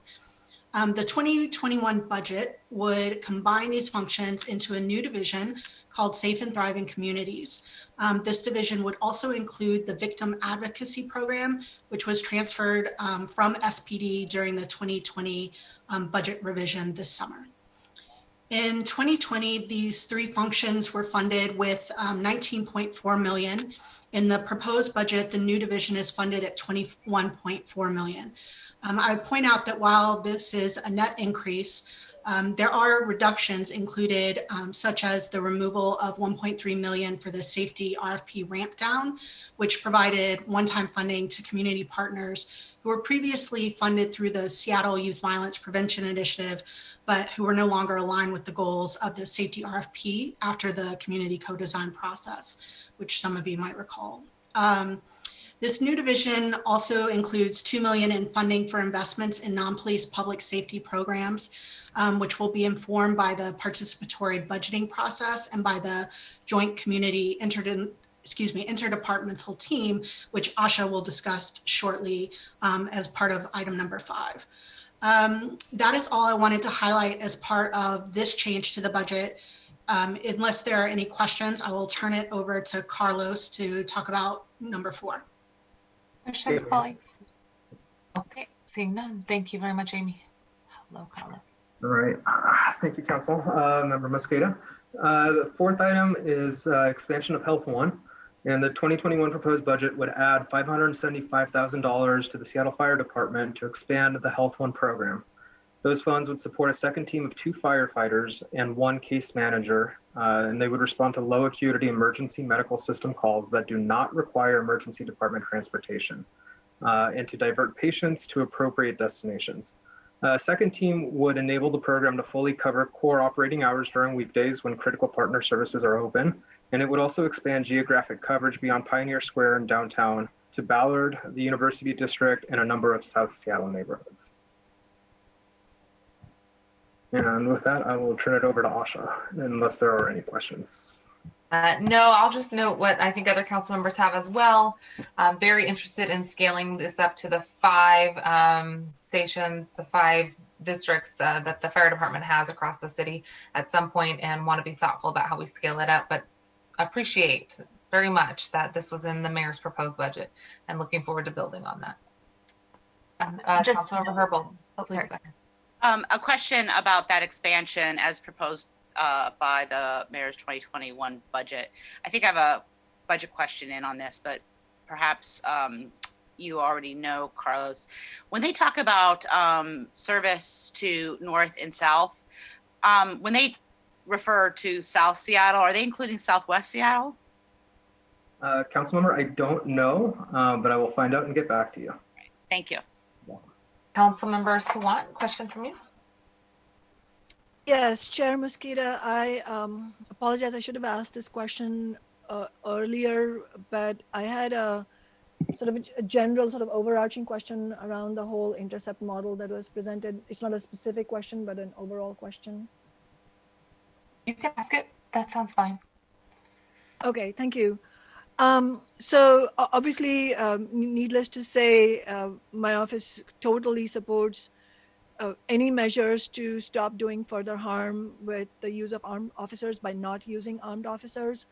But I also wondered if central staff had anything to add about any conversation around actual funding for backing up a different model, like a non-law enforcement model, because without actual funding for services, real services and housing, this model cannot actually be effective. I mean, we will not nominally transfer the those functions from the police department, which is also important as a first step.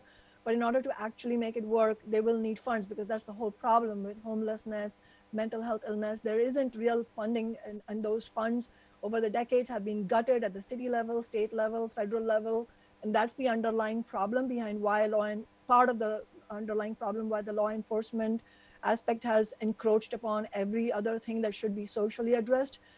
So, you know, just one example is if you send mental health professionals to people in crisis, they will have the skills, of course, but they also have to be armed with the resources to have a material impact on the actual crisis. Like, let's get you somewhere to stay for a little while to make sure you're able to get over this. Let's go get a hot meal. Let's make sure you have access to showers and bathrooms.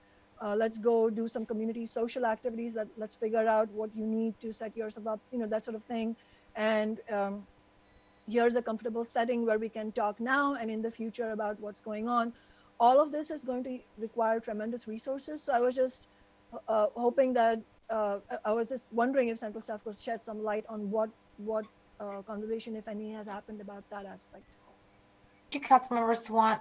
Asha, I'll turn it over to you. I also think that Councilmember Morales' question earlier helps to shed some light on that as well. As we look at where the funding is going in the different intercept categories here, we may be able to see an imbalance in funding. So that would be illuminating as well. Asha, the question I think was about overall funding for a more balanced model. And if you have thoughts on that, that's welcome as well. But I just wanted to highlight that. I thought it also complemented what Councilmember Morales brought up. Sure. And I think this is one of the things that will get to an issue ID as well. And in talking about the frame of this paper, because we zoomed in on these first 2 intercepts, the intent was very much talking about in this little world of here's what happens when there's a crisis. What do you do in that crisis? The paper is sort of framed on, okay, here are the responses that currently exist. Here are the different types of responses that could go moving forward. Underlying all of that, and maybe that isn't clear in this paper, is the fact that there is the difference in philosophies about how to fund all of the non-law enforcement type responses. Does that come from divesting from the criminal legal system? Does it come from somewhere else? And so that particular piece of it, in terms of where the funds should come from, isn't so much part of this paper, but it is, and that's not because it's not an important part of this discussion by any stretch of imagination, but just because the frame here is particularly about where to invest instead. And I'm not saying that the conversation about divestment and investment should be bifurcated in any way, but just that when we get to a conversation about divesting, it's also a broader conversation about where it is those funds are going. So I don't know if that's helpful. Just in terms of frame, we were focusing very much on the response as to what happens, as opposed to backing up from here's the funding that is available to go to those alternative responses. It's more about which of the responses to invest in, if that's helpful. Thank you very much. Very helpful, and I think helps tee up many of the discussions to come in the next month. Okay, let's keep going. I will note for folks that we have about an hour and 45 minutes left in this morning's session. To the extent that we don't get through HSD, as we can roll that over until the afternoon. And I also want to thank folks for the conversation to have this afternoon on homelessness and COVID response. The COVID response paper does not have any council member identified Form A's or issues. And if we don't get to COVID, we'll do that offline. But just wanted to offer that just so folks didn't feel crunched on our time today. We were going to really try to make sure that we get through community safety, HSD, and homelessness today, as this is going to be one of the biggest issues to address in our budget in the next month. So please don't feel pressured for time. And if you do have questions, colleagues, feel free to keep raising your hands. Okay, turn it back over to central staff. Thank you. Okay. So the fifth item, you'll note in the changes to the proposed budget, deal with the proposed investments to BIPOC communities, research and capacity building, and then community engagement. And so in this section, we'll talk through not only the different work groups and sort of IDTs that have been proposed, but we'll also talk about the funding streams that are associated with those. So the first thing is, in the executive order that came out earlier this year, the Mayor's Executive Order 2210, there were a variety of working groups and IDTs that were identified. They include everything from a community safety work group, which is intended to be an internal group to integrate community input into how we spend this $100 million proposed for an Equitable Communities Initiative.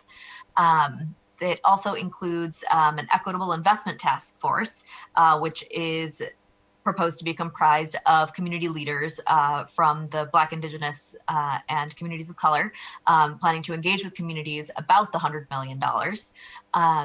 There's an SPD functional analysis IDT that is intended to advise on the operational aspects of SPD. There's also a joint community safety IDT, which I'm not entirely clear if that is the same thing as one of these IDTs, if it's a combination of existing IDTs or something new altogether. But there is $2 million proposed in HSD for that joint community safety IDT to advise on how to use the $100 million. And then there's a functional transfer IDT, and that is intended to support the transfer of functions out of SPD, which I believe you all discussed yesterday during SPD's paper. So moving 911, moving the victim advocates, all of those. And so to make it a little easier to see where all of those groups sort of land, I'm on page 7 of the memo, and they're all broken out that way. But if we could move to the next slide, I'd also like to look at it from the lens of where funding lands. And And so there are a variety of different streams of funding that have been proposed. So as I mentioned, the $100 million of the Equitable Communities Initiative. There's also the $2 million I mentioned in the Human Services Department that is intended to go towards implementing recommendations that come out of the Joint Community Safety, IDT.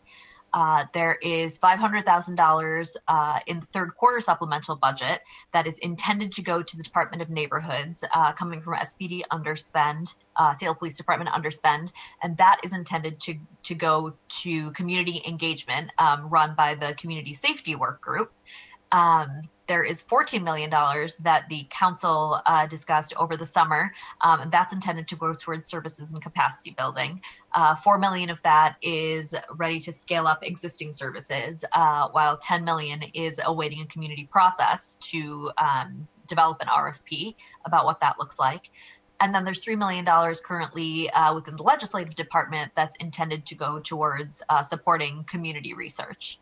So these are all the items that are proposed either in this 2021 budget or are currently in play for this group of different IDTs or work groups to get into. And I'll talk a little bit more about the implications of that when we get to issue ID. But the intent here is really just to lay out all of these different groups and funding streams, so it's a little easier to understand where everything lands. I'm not sure if there are any questions about that at this moment. As I mentioned, I'll get into it when we get to issue ID as well. Council members, are there questions? All right, I have a few. Going back one slide. Thank you for the chart that shows where funding goes, but I just want to confirm on number 1, number 3, and number 5. I don't see dollar amounts associated. I see $500,000 associated with number 2, this community safety work group, which is sort of, you raised some questions about how that fits in. And I see $2 million associated with the Joint Community Safety Interdepartmental Task Force. Mm-hmm. But is there funding associated with 1, 3, and 5? So I don't believe there is funding associated with the SPD Functional Analysis IDT or the Functional Transfer IDT. Those two are, I think, intended to be, and this is from my understanding of the executive order, internal teams that are supposed to be advising on the technical aspects of things. The first piece, the Equitable Investment Task Force, and this is where there's a little confusion about whether this is that task force, how that fits into the Joint Community Safety IDT, because that $2 million is intended to come from the piece around, the $2 million that is allocated in HSD to the Joint Community Safety IDT is supposed to be for implementing recommendations from that group. And I believe that the Equitable Investment Task Force is going to be part of the process that figures out what the recommendations are about how how the $100 million should be spent. And so there's not a lot of clarity about what that $2 million is intended to do, considering the Equitable Investment Task Force is supposed to do recommendations about the $100 million. I don't know if that doesn't provide a lot of clarity. I think this is part of the issue ID piece, which is, it's confusing. This is very helpful. Thank you. And is there any money associated in this budget for the number 1 Equitable Investment Task Force to convene, to pay people, to do the research, anything like that? So it's possible that the $500,000 that's in the third quarter supplemental that the community safety work group would use in conjunction with that task force, that could be what that $500,000 is for that community engagement. But again, I'm not entirely sure on the connection there. But if there was going to be funding that goes towards that, I believe that's the $500,000. Okay, thank you. And then on the next slide, top of page 8 in the memo, either for central staff or for our council colleagues, can we get a quick status update on the 2 items in the $14 million bucket there, where we are at with the $10 million process to try to get those dollars out to community. I understand, I believe the 4 million is being processed and getting out the door. But if there's an update we can offer for the public, that would be helpful. I myself do not have an update on that 10 million. This memo is essentially drawn from the letter that came from the mayor's office about what the status of that was. So it's if council members have more up-to-date information about that, that would be where that update lands. Anybody feel free to jump in. Yes, Councilmember Herbold. I just jumping in to say that I've been trying to get time with Director Johnson for a couple weeks to discuss just this issue. My monthly meetings that I have with Director Johnson were canceled because we were in the budget process, and I was like, no, we can still meet. We just aren't supposed to talk about 2021 budget issues. And this is one of those non-2021 budget issues because it is related to funding that we provided in 2020 that I'm working really hard to get some clarity on what the process is for getting those dollars out the door and what the process is for developing the RFP itself. I've been suggesting to community that they might want to consider convening themselves rather than waiting to be convened by the city, but convening themselves and making some recommendations for what this RFP looks like. I feel a lot of anxiety around getting these $10 million out the door. And we are a few steps away from that in that HSD is proposing. And I agree that we need to bring community together to develop the RFP. Thank you, Councilmember Herbold. And then on the first line there, Councilmember Morales, if you have any updates as well, I'm interested in any status updates on the $3 million that the Ledge Department is working on. I know that this is something that you and others, including Councilmember Herbold and others, have been working on, but I believe it might be helpful to have an update on how that $3 million process is going. Yeah, so we are very close to getting a signed contract and being able to get that out the door. There is a meeting this afternoon, I believe, just to get final approval from our law department. And my deep hope is that we can get that accomplished this week and get that money out the door soon. Excellent. That's very helpful to hear. And thank you for your work on that effort. It would be still helpful for me if we had some form of a matrix, like a flow chart, even though we don't fully understand where each of the elements on page 7 of the memo flow together, to try our best to visually represent that. And perhaps I'm jumping ahead to something you already had prepared. I see Allie on there. Allie, feel free to jump in, but this is very helpful. Asha and team, thank you for your work to help dissect where the dollars are going and what the proposed bodies are. But I think visually it might be helpful to see how that flows together. Allie, anything on your end? Councilmember, I just wanted to highlight for council members that the $14 million, the $10 million in particular, is one of the pieces where we understand the executive is moving forward. I don't know where. Allie, hold that microphone right up to your mouth if you can. Oh, sorry. That's better. Is that better? I'm having all sorts of technology issues today. So I just wanted to note that I don't have any additional information beyond what Councilmember Herbold described and not knowing where they are with the $10 million RFP process. This is the piece of the 2020 budget revision ordinance that the executive has said they're moving forward with the spending authorized by the council, but has not executed the interfund loan to support those investments. So that is part of the issue with the starting balance for 2021 proposed budget. And then also just wanted to note that I understand, I think that the $2 million listed here is probably not moving forward. That is, the $2 million listed here is sort of a relic of the compromise or the alternative budget revision ordinance that was being contemplated prior to the council overriding the veto, and that $2 million was going to go to HSD and $1 million was going to go to Ledge for participatory budgeting. So my understanding is that may be a duplicate and could be used potentially for other other purposes. That's welcome news. Councilmember Herbold, any comments from you?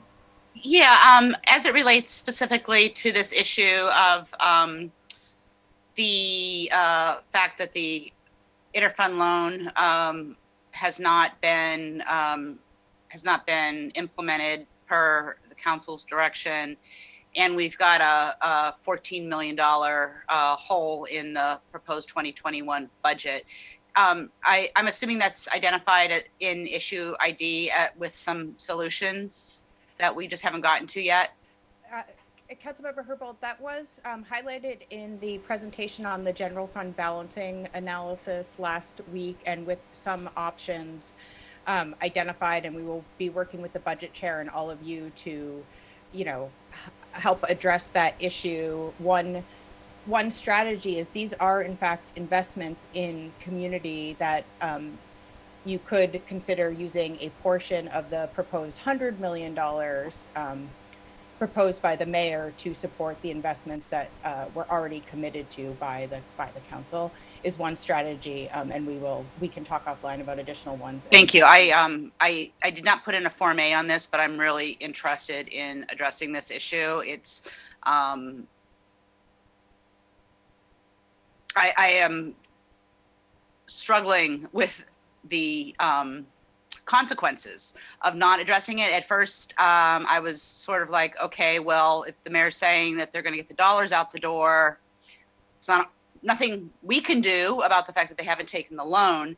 But I can imagine a situation where they could say they could work with community to identify what the contract should say in the case of item 4, the $4 million item, or they could work with community to develop the RFP with the $10 million item, and then they could at some point when it comes time to start funding, making the dollars flow. That I could see a situation where they might say, well, the council didn't make the dollars available. So I'm feeling much more motivated to figure out how to solve that problem. And do we know if there's ever been a situation in recent history where the mayor has proposed an unbalanced budget?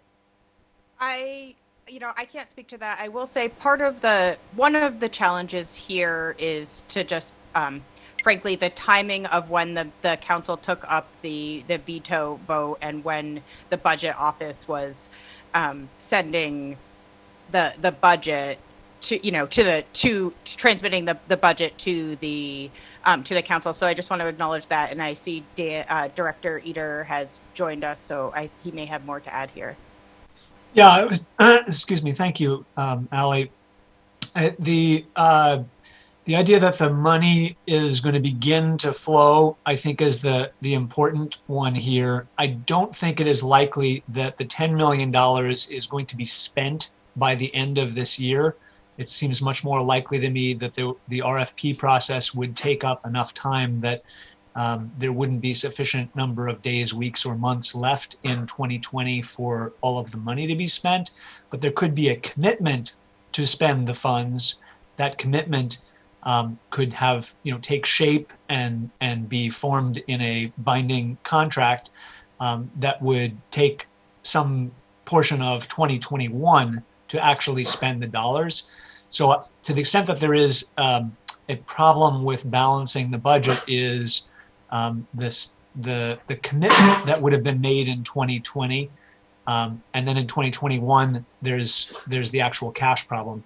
Ali mentioned that one of the strategies that was identified in an earlier issue ID session was to essentially allocate a portion of the $100 million that the mayor has proposed. Another proposed solutions to the problem that has been identified might be to authorize an additional interfund loan. The interfund loan would certainly need to be repaid at some point, and 2022 and beyond would be the time for repaying the interfund loan. But that would at least provide a budget that is fully balancing the anticipated expenditures with reasonably anticipated revenues. And it is possible that the mayor may choose not to, again, take the interfund loan that has been authorized. That is merely, you're providing the authorization, and she has to choose what to do with that authorization, but the budget would be balanced in any event. Thank you. Thank you all. Amy, please go ahead. I just wanted to clarify one quick thing related to the $4 million. We did hear from HSD this morning that rather than issue an RFP for the $4 million to expand services, what they would prefer to do is to contract with existing providers so that they can get those funds out more quickly. But I just wanted to clarify that one very small point. Thank you, Amy, for that clarification. This is a helpful point for us to make sure that we understand that as well. And council members, please chime in. I believe that was part of our intent as well with existing organizations who do gun violence reduction strategies within the community to be able to scale that up. Is that correct, council members? I see Councilmember Herbal nodding. Yeah, I mean, I guess the question I have, Amy, is are they asking for some sort of clarification from us? Because this particular slide does refer to an abbreviated RFP process, but it refers to an abbreviated RFP process that is intended to only be used to scale up the funding of currently contracted organizations. So are you suggesting that they need some sort of a green light from us before finalizing these contracts? Because I was under the impression from talking to folks in community that they were at the contract expansion signing point. Yes, I think that is absolutely correct. I just wanted to clarify that what is actually happening is a little bit different than what is represented on the slide, just so there's no confusion about that. Okay, this has been very helpful. Thank you very much for your patience, Central Staff, as we walk through these various questions. Council colleagues, thank you for your engagement on this base level understanding of the community safety memo. We're going to move now into issue identification. I'll turn it back over to Asha. Okay, we could move to the next slide. The first issue we're looking at is something that I think you all have been talking about as we've been going through this memo, but the decision about what and how to fund these different intercepts. And so when we were looking at this, what the actual available services are, it came down to sort of dividing this into three separate categories. First, what is the appropriate function of government compared to the function of community-based services? Within whatever the appropriate scope that you all decide the governmental function is, what is the appropriate scope of what should be handled by law enforcement, and then what should be handled by non-law enforcement?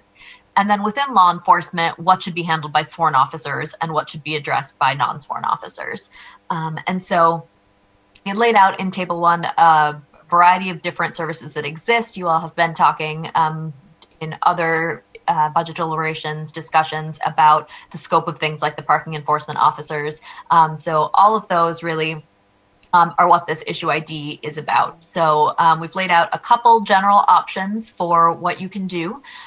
This is obviously not a mutually exclusive list nor a comprehensive one, but the first option would be to expand Intercept Zero services, so community services, in an attempt to prevent the need for people to even get to the point where they need to call 911 and decrease the opportunities for eventual collision with law enforcement.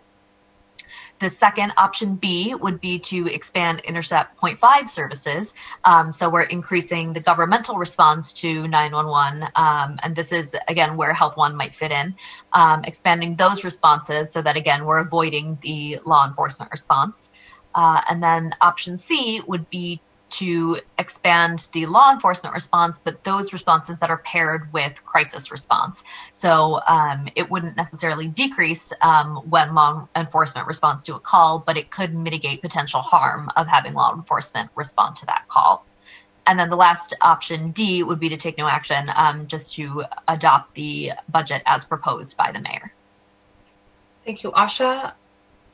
Colleagues, I'll also offer potential option E, which is some combination of A, B, and C. I think Asha said these are not mutually exclusive, but I wanted to make sure that we had that on our radar as well. Various elements that we've been talking about could fit within A, B, or C, and so we could think about doing a combination as well. Councilmember Herbold. Thanks. And as it relates specifically to the option A or the option E, since it would include A, I just want to clarify that LEAD defines itself as an Intercept Zero service, not the sort of the hybrid between 0 and 1, because they are taking referrals from community members, and that's what the way the model is worked. They receive, they might historically have had SPD approve the referrals, but they are receiving referrals both from officers in the field and from community members. And so because it doesn't require, there's not a necessity to call police for service in order to get the services. They consider themselves an Intercept Zero service. Councilmember Morales, did you have a comment? Yeah, just a quick comment that as we, as I'm foreshadowing issue number 3 again with the RSJI lens, that if we are going to be making our decisions using that framework and really focusing on anti-racist principles, then in my mind, whatever we invest, the bulk of that should go toward A or B, and make sure that we are moving as far from possible as increasing any investment in something that would involve engagement with law enforcement for the folks who are most vulnerable in our community. Thank you very much. Okay, I see no additional comments or questions on this. Let's do issue number 2 on page 9 of the memo. Hello again, council members. Issue ID number 2 is Health One expansion, and the 2021 proposed budget would add $575,000 to Seattle Fire Department to expand the Health One program to support an additional team and expand operating hours and geographic coverage. One thing I will note is that this $575,000 add would be in addition to the $400,000 that's already funding the Health One unit. And with that, I'll say that there are 2 potential issues for council's consideration. First, council may consider requesting that the executive expand the scope of calls to which Health One responds. So currently, SPD's dispatch completes primary 911 screening, and SPD retains the majority of calls for wellness checks and behavioral health crises. SPD has limited number of crisis intervention teams and crisis response teams personnel available to respond to behavioral health calls. And Health One provides an additional resource for wellness checks and behavioral health calls that does not involve sworn officers. In contrast, however, other cities such as Eugene, Oregon dispatch 911 alternatives such as the crisis assistance helping out on the streets, otherwise known as CAHOOTS, for wellness checks and nonviolent situations with a behavioral health component. Second, while the proposal to expand Health One aligns with community's request that the city expand non-police 911 alternatives, it does overlap with work funded by council through a proviso in the summer budget rebalancing that asks that community-based organizations explore how to scale a non-police 911 response system and identify any resources necessary to accomplish the work. In several of the city's previous community engagement sessions regarding criminal justice reform, participants have expressed that the city needed to engage and involve community in decision-making and solutions. And one of community's recommendations was that the city partner with community-based organizations to ensure accountability and cultural competence in both program design and operations. As the community visioning process adopted by council is in its beginning stages, it's unclear at this point whether and to what extent expanding Health One will align with the proposals that will be generated by the community process. Additionally, if council later wishes to initiate an alternative model based on future community recommendations, doing so may become more challenging if the city is already committed to expanding the Health One model. And with that, we've laid out 3 options for council's consideration. Option A would be to appropriate additional funds to expand Health One while adding a proviso restricting those funds until the executive revamps its dispatch protocol. Option B would be to set aside the proposed funding addition and finance general reserves until the community-based groups report on the recommendations. And action C would be no action and to adopt the proposed budget as it was laid out by the mayor. Thank you very much, Carlos. I appreciate your walking through the proposals in front of us, and also I think this complements the conversation we had about 45 minutes ago. And I want to add something to this. I think there is the potential for us to not see this as an either or, but really an interim as we ramp up to some of those more community-driven response models, but recognizing right now, if we don't ramp up Health One, which is a model that is ready to help be brought to scale at a quicker pace, then we're going to continue to see armed personnel show up where we could have non-sworn personnel and we could have more mental health and case managers showing up with a public health lens that are equipped to do that work now. So I appreciate the conversation we just had, and I want to add to something that I think Greg and Carlos and Amy, you all were flagging along with Asha, which is potentially we could change the protocol within 911 to trigger the calls to Health One to be more responsive to calls that they're not currently getting dispatched to. So instead of maybe a proviso as one articulates, we could still appropriate funds and add protocol or add policy to both create a more, accurate use of the 911 systems for deploying Health One, and also couple this with one of the Form A's that's coming up, I believe, by Councilmember Lewis, to include additional personnel at 911 to help triage calls. So I just want to offer that to folks. I wouldn't want us to have behavioral health calls,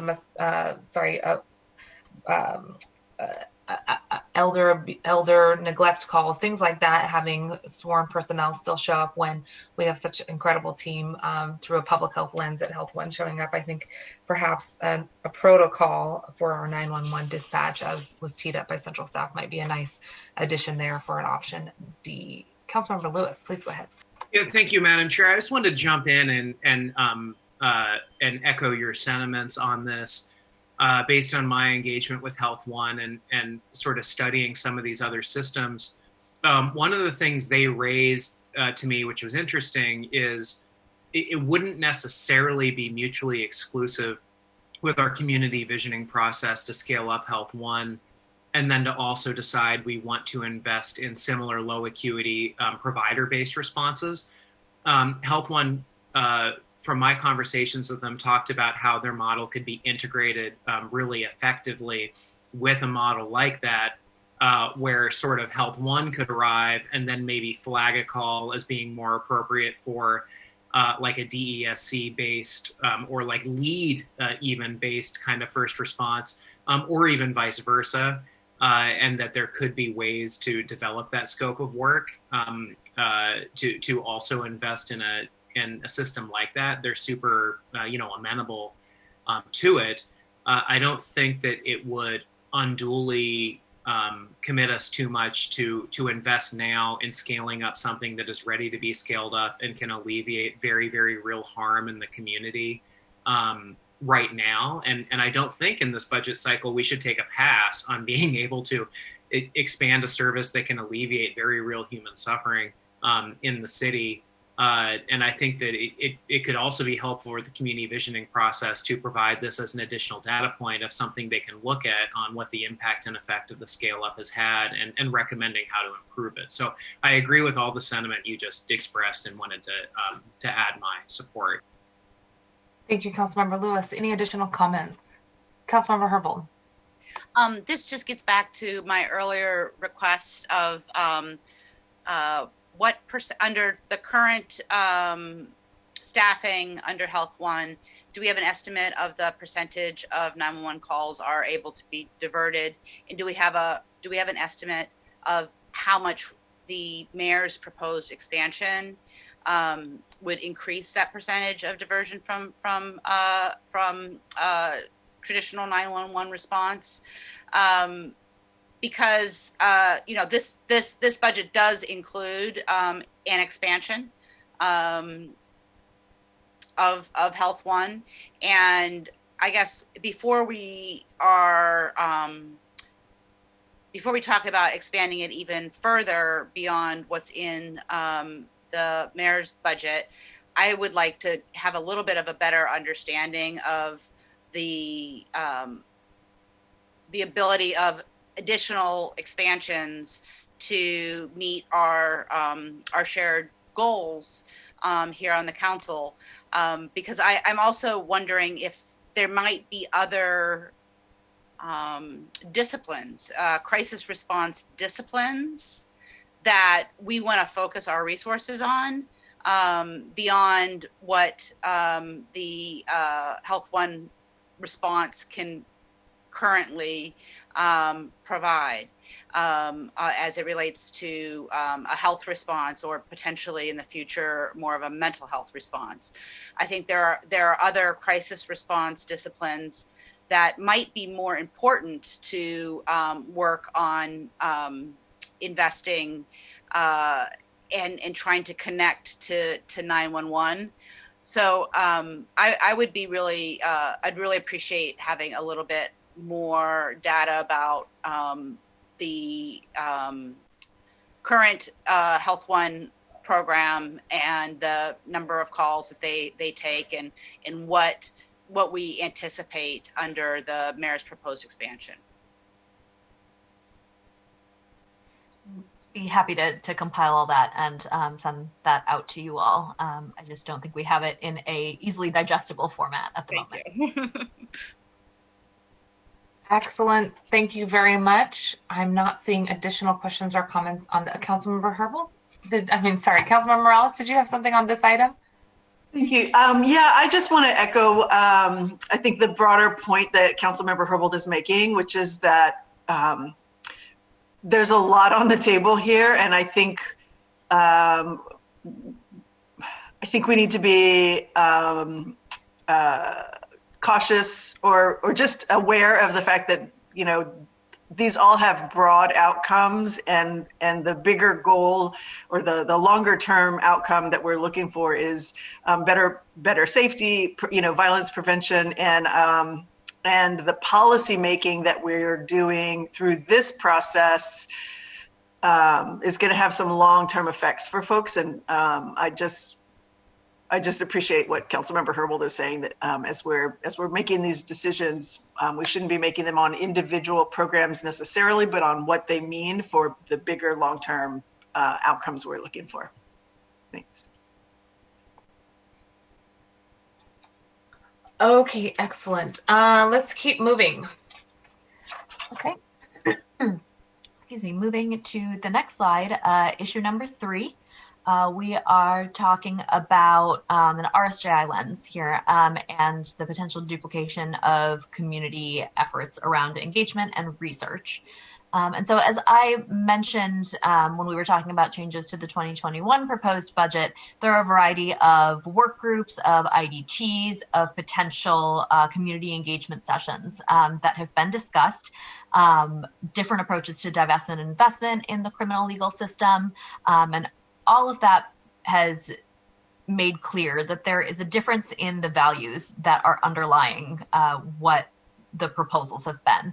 And it's not only a difference in the principles that are governing these proposals, but also an understanding and analysis of diversity versus anti-racism and the role of impacted community in analysis and decision-making. And so for a bit of context, I just want to talk through some of the concerns that have come up in previous years and how council has attempted to get us to a place of some more aligned values and principles, and how that's gotten us to the analysis that we're looking at today.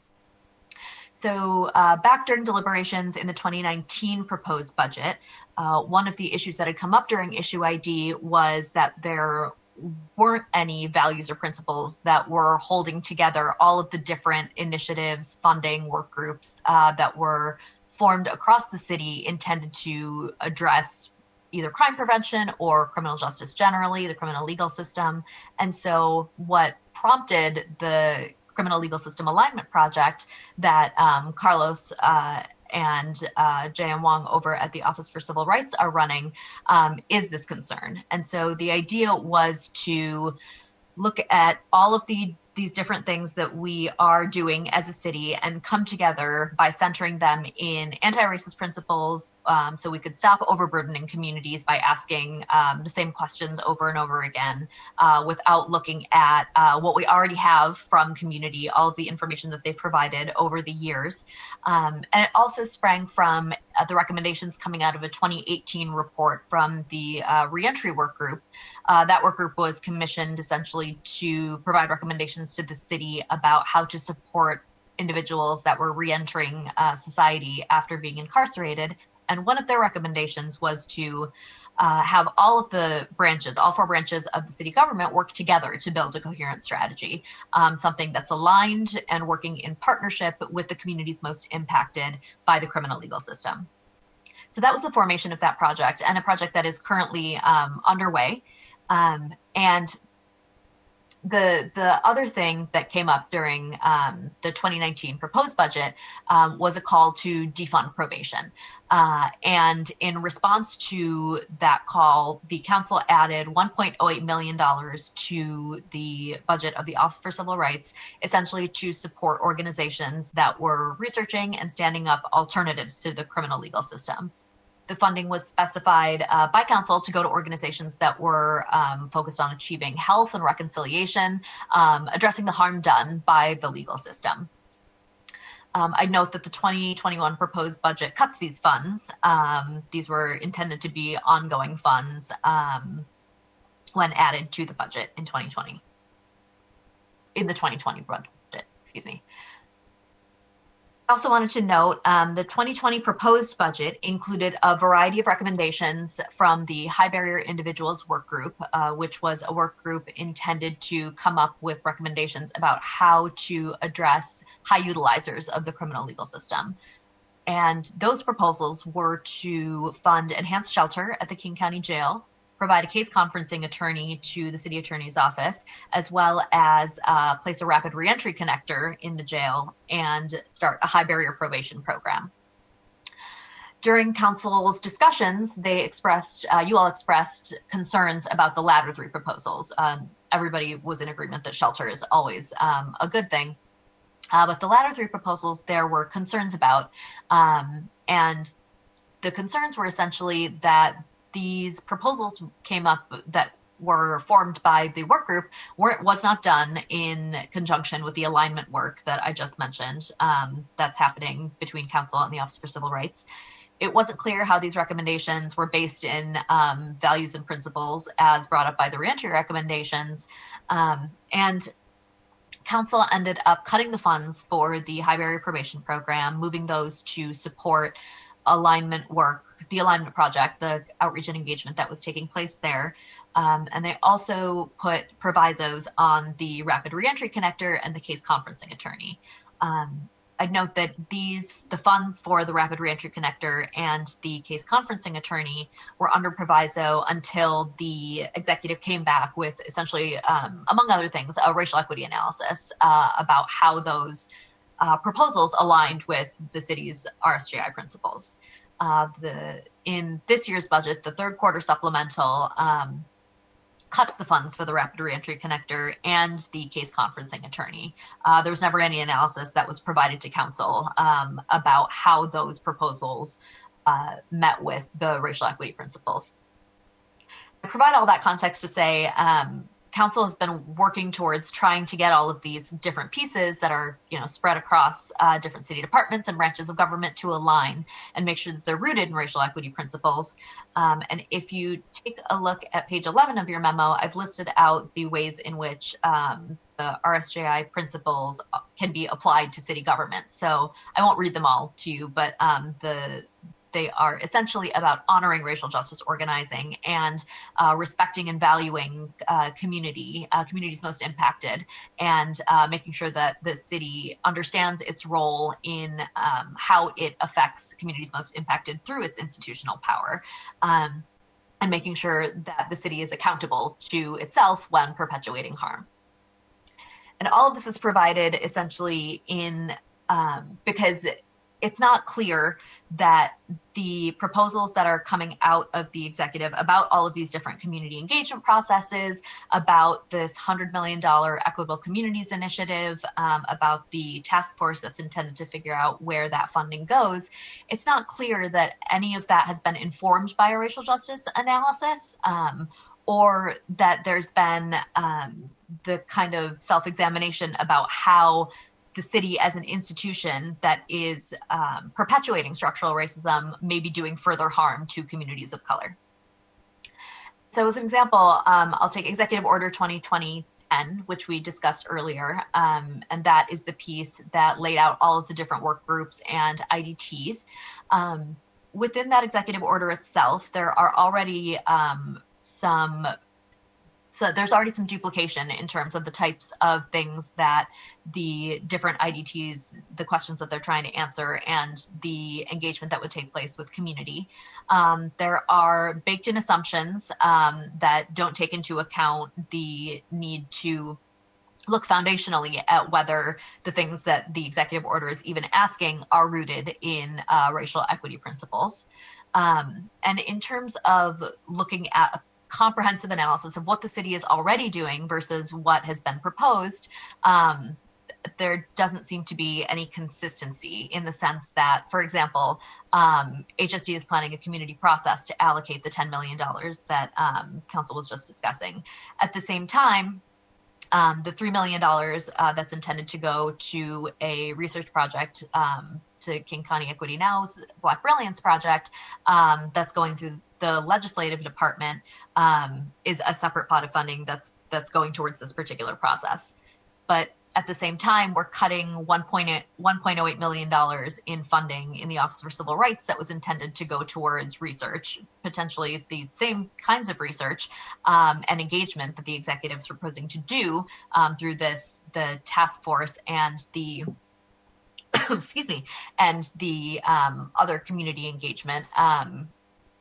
So there isn't the consistency to say we're cutting these funds for a particular reason when that 1.0 million has been supporting organizations that are already doing that work. In addition, the source of the $100 million is not entirely clear because there's the potential that it comes from the Jumpstart funding plan, which was already intended to go to communities of color, as well as the $30 million in the Strategic Investment Fund that, again, was already intended to go towards communities most at risk of displacement, which are communities of color. It's not clear how those cuts balance out with the $100 million that is now being proposed in this year's budget. So all that to say, and I use those examples to point out the what I see as a lack of comprehensive analysis around what the different pots of funding are doing, all of the community engagement that currently exists within the city, and the answers that we already have from community, and to look at all of those before moving forward with any new community engagement that is coming from the executive's proposal, or looking at how using this $100 million could be a source of harm for communities of color. I do want to note that the sense of urgency that the executive is showing around addressing these problems is a good thing. It's just that it's not entirely clear that all of the events of 2020 have led to an understanding of an RSJI lens and racial equity principles that might inform how acting on that sense of urgency without a full understanding of how city government perpetuates structural racism could further harm communities of color. And so I just note that something like the foundation of the principle about respecting and showing up for communities, organizing for racial justice, that would mean learning and taking the lead from anti-racist organizing community. The city's RSJI effort is born of the work that all of these communities of color and anti-racist community organizing has been doing for all of these years. And I just acknowledge that it was all of the work that people have been doing outside of city government all of the ways in which communities have been creating safety for themselves. All of that work has been happening for a very long time and has happened before the city decided to acknowledge that it is also causing harm and decided to take action this year. And so just say, somebody recently used the term, the community's been talking for a very long time. City government has just decided to start listening and doing something about those things. And so it's just not clear that, these efforts to engage community and to get all of these inputs are necessarily complementary rather than duplicative. And so I'll just wrap this up by saying, if we don't do racial equity analyses or racial equity toolkit before moving forward with all of this, we won't know whether the actions that are being taken are harmful to communities of color. We'll continue to pit these communities against each other if we're not asking questions to disrupt the status quo. And so it's possible that at the end of a racial equity analysis, the city would choose to take the exact same actions that it's proposing right now. But we would be informed about what it is that those actions are doing and how racial equity and power is playing a role in the decisions that the city makes. But without a racial equity analysis, it's possible that we're continuing to perpetuate racism, but just cloaked in the language of anti-racism and equity. So all that being said, I've laid out a couple options here. As I mentioned before, these are neither mutually exclusive nor a comprehensive list of all of the things that council could do. But the first option A, would be to proviso some of the funding that I previously discussed, either the $100 million, $500,000 allocated to down in the third quarter supplemental, or the $2 million at HSD, until the executive has completed a racial equity toolkit or a racial equity analysis, at least about the source of the revenue used for the $100 million, the process for allocation, and what the community engagement is. I just note that sometimes racial equity toolkits can take a long time. They can be intensive processes. At the same time, because we've been talking so much in 2020 about the racial equity outcomes and the ways in which the city as a governmental institution perpetuates racial equity, racism, not racial equity, it's possible that a lot of this analysis has already been done and just hasn't been shared. Option B would be to not allocate the funding for the $100 million, the $500,000, or the $2 million and reappropriate them in a way that reflects council's priorities. Option C would be to restore the $1.08 million that was cut in the 2021 proposed budget back to the Office for Civil Rights to support community organizations looking at alternatives to the criminal legal system. Option D would be to restore the $30 million from the Strategic Investment Fund that is also cut in this budget. And then option E would be to propose the mayor's budget as laid out for 2021. So that's it for the options. And if council members have any questions, I'm happy to address them. Thank you very much, Councilmember Herbold. Councilmember Morales, you'll be next. Thanks.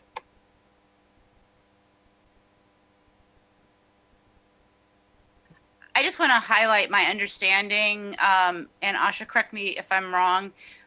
We actually took the vote on the funding for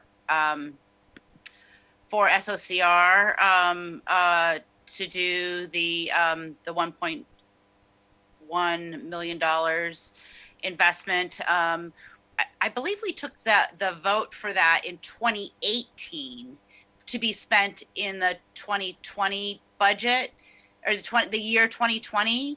And so I just highlight that. My recollection is we voted in November for that money, but that was a biennial budget. So, and because we were going to do a funding process that modeled I believe it's the Social Equity Fund's RFP process, that the decision was not to make the dollars available in 2019, but to hold on to them in 2020 because that process takes longer. But I raised this because the community's been waiting for a long time for these dollars. And I don't understand, and I didn't hear, Asha, whether or not we received an explanation from the executive for why they're cutting these dollars after a year's worth of process and engagement with community on what the priorities were for these dollars, or a couple years worth of process engagement. I'm completely baffled as the person who used to have SOCR in her committee and have been tracking the efforts of SOCR to both identify what the priorities are and work with community to do so. I don't understand why those dollars would be cut at this juncture, because I thought we were getting pretty close to the point at which they would be awarded at this stage. And then my second question is, as far as options, the issue that we were talking about earlier, and maybe it just doesn't align with the concept of a lack of an RSJI lens and duplicating community efforts, and maybe that's why this isn't an option in here. But I'm wondering whether or not another option could be to restore the $14 million that we were discussing earlier there was intended to be an interfund loan to pay for crime prevention, community-based crime prevention programs, and the RFP to design sort of the crisis response system that will hopefully replace some of the traditional law enforcement crisis response. I'm happy to take that second question first because it's the shorter one, but yes, that could be an option. This list is not nearly the whole list of options that you as council members have, so that could definitely be an option. As for the first issue, you are correct. The council did vote on those funds when it was a biennial budget. So it was the vote for the 2019 adopted and the 2020 endorsed budget. So that vote happened. And then when we went into discussing the 2020 proposed budget, those funds were assumed in the baseline budget. So you didn't have to take an additional vote to make sure those funds were included. When I talked to the executive about these funds, the collaborative grant making process, which you mentioned, that process has been ongoing, and the funds for 2020 should be going out the door. I think the contract should be signed in December, and the funds should be going out the door. The reasoning for cutting that funding was that because that process took the year, the funds would be spent in 2021, and then we could reconsider adding funds back into the budget in 2022 when that year's worth of funding was spent. I just add that that though that is an accurate statement that the funds will be going out the door in December. $1.08 million in ongoing funding, theoretically, you could just double the amount that was going to community organizations that were doing that work, and award the 2021 funds in the same way without restarting an entire process. Not to say that that is necessarily the way to go, but there's no reason why funds starting in 2021 couldn't just go through and be added in the same way that, for example, this HSD is adding $4 million to existing contracts. So that is also a potential option or a potential way that the executive could have gone. And instead, they chose to cut the funding for 2021. Thank you so much. I understand now. Councilmember Morales.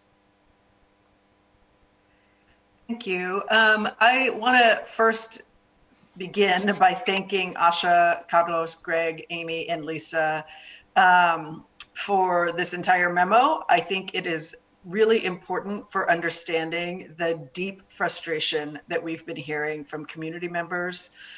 And I will say personally that I literally wept after reading Section 3.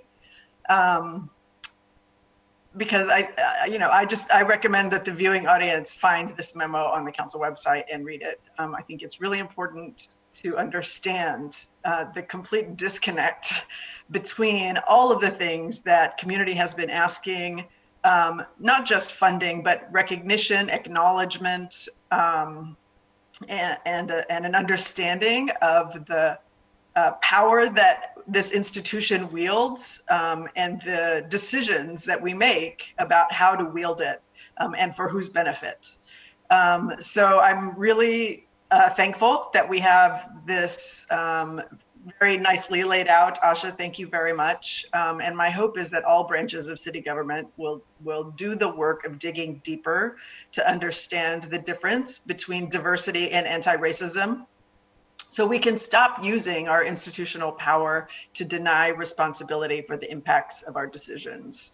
I am looking forward to having the conversation with my colleagues about which of these options we will choose.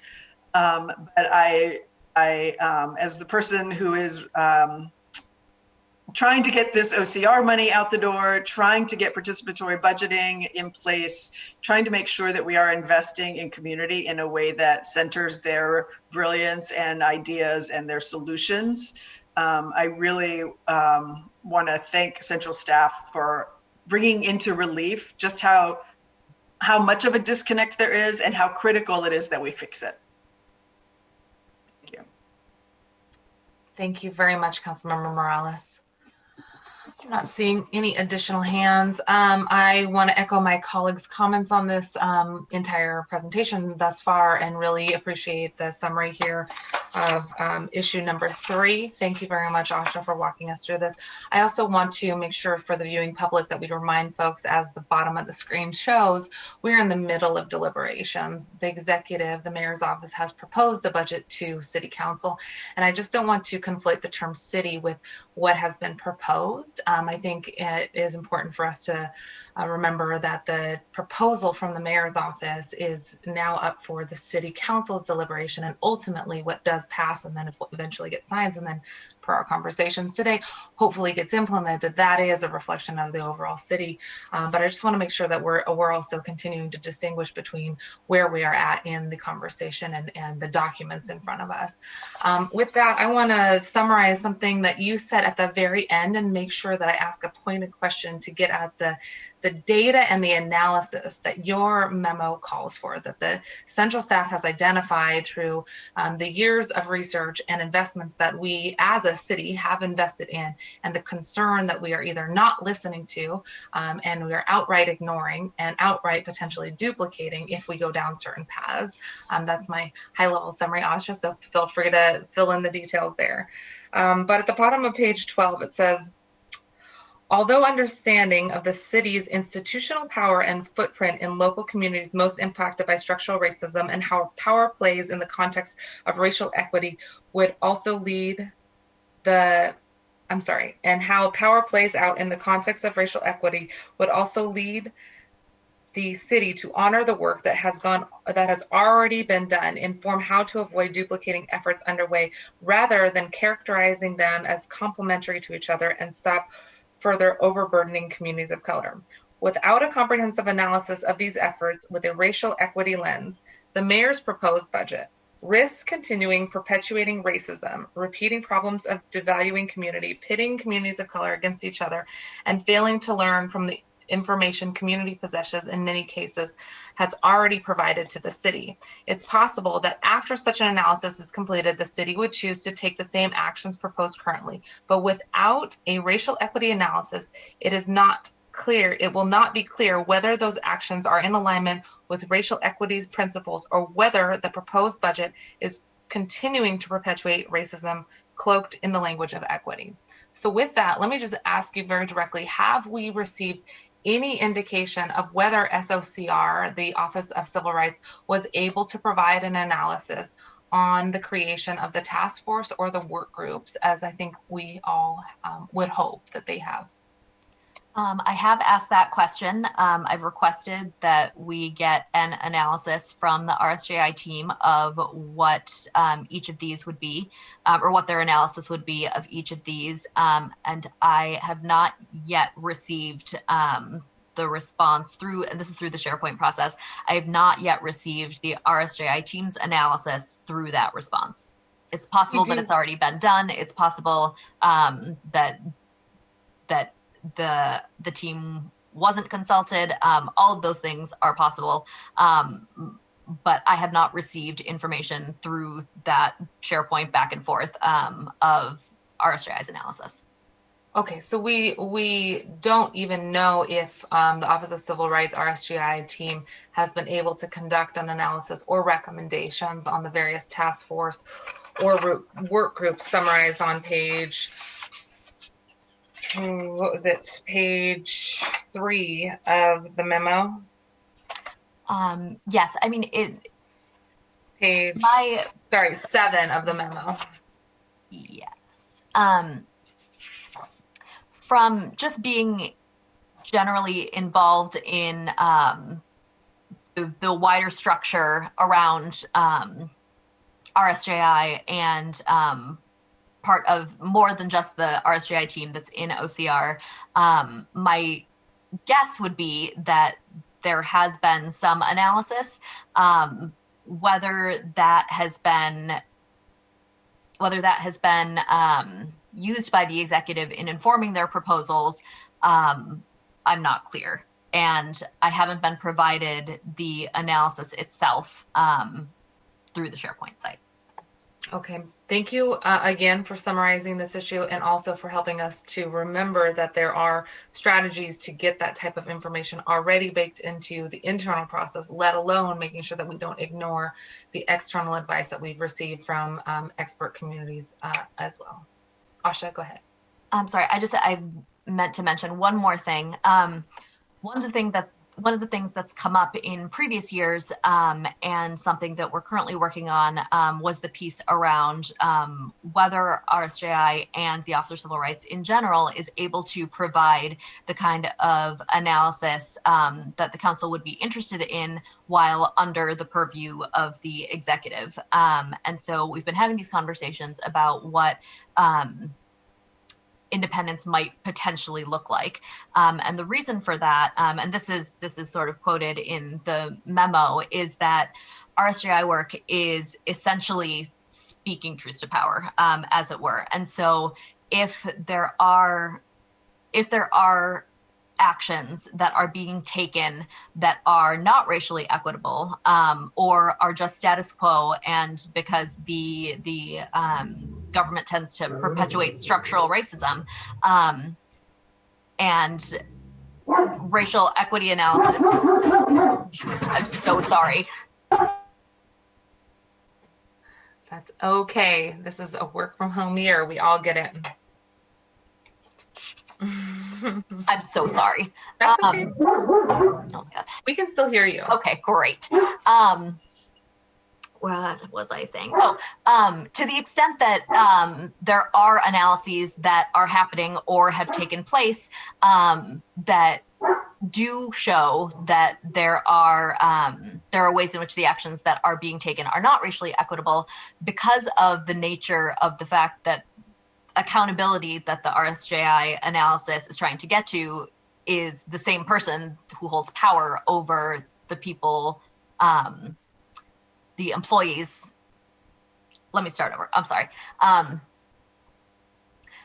The person to whom RSJI is trying to create accountability is also the person that holds power over their jobs. And so there is an inherent conflict in terms of doing anti-racism work within a racist institution, in that you can be pointing out things that are racist, but at the same time, it's not necessarily, you can't necessarily be open and transparent about that because the person you're criticizing is the person that is holding your job in their hands. So I just note that to the extent that, if there has been a request for RSJI analysis and it hasn't been acted on, there's not necessarily anything that employees that are doing that work can do to get that analysis out to others. And so that's some of the reason we've been discussing what the need for potential independence is for RSJI and that office. I hope that was clear. apologies for Oscar. No apology necessary. Councilmember Morales, anything else to add? Yeah, I just want to highlight this point again, which is that it is very hard to speak truth to power in the structure, the hierarchy, that our city departments are in. And so this is why it is so important for us to infuse all of our city departments with this culture of racial equity and a deep understanding, so that it isn't just, one or two people in any department that are pushing for these kinds of conversations to happen, but that it is coming from the top down and everybody understands that this is a priority and that this is how we do our work in the city. Just having one person in every department whose job it is to go poke about why we aren't paying attention to racial equity puts that person at risk. So, I think we really need to think carefully about how we do this work well, or we're going to jeopardize people's professional lives and not really have the kind of outcomes that we're looking for the communities that we're trying to serve with this work. Thank you very much. And as the legislative branch, we really need that information. We rely on these RSJI analyses to determine not only funding priorities, but policy priorities. So Asha, thank you for flagging that. I would like to make sure that we don't lose sight of this request, that the request that you have made to make sure that we get the RSJI analysis if it has been completed, or to get an answer about whether or not one is being completed, is necessary for us to be able to answer how we would address the options listed on the memo on page 13.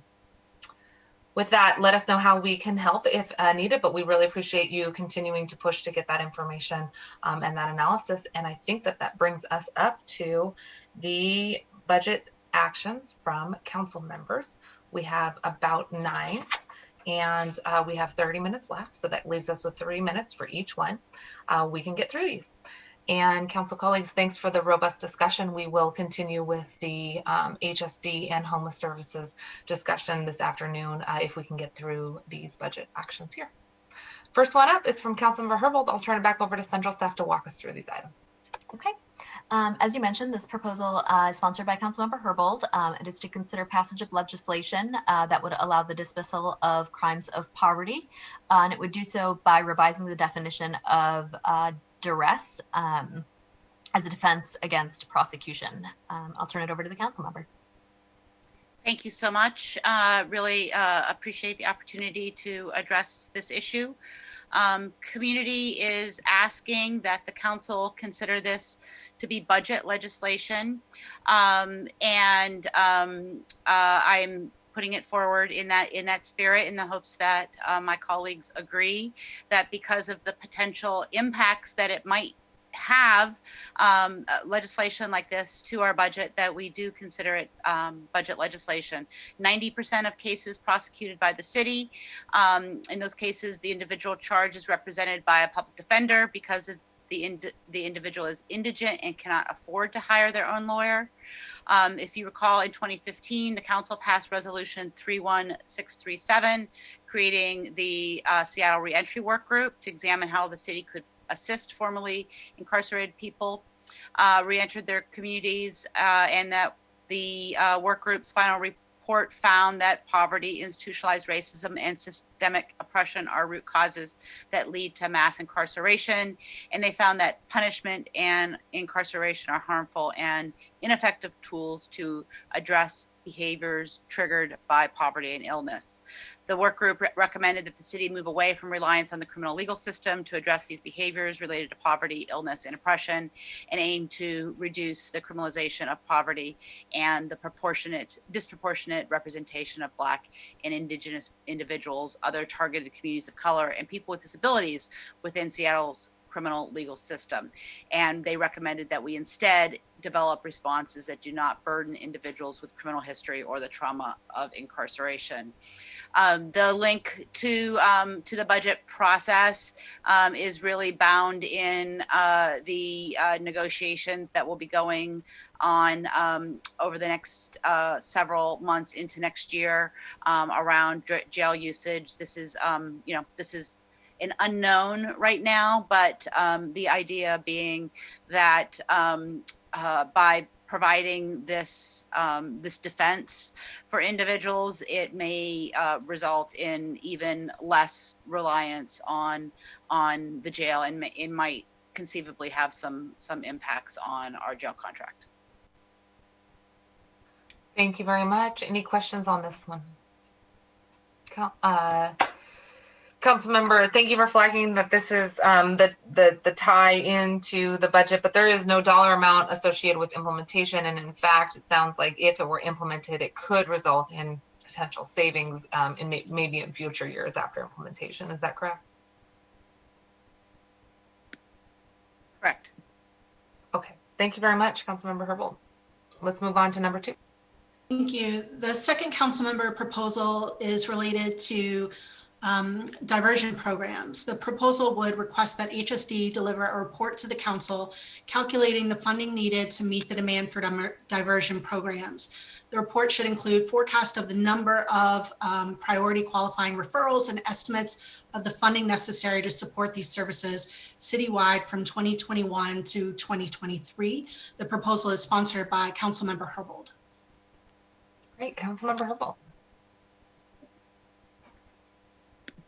Sorry about that. Thank you.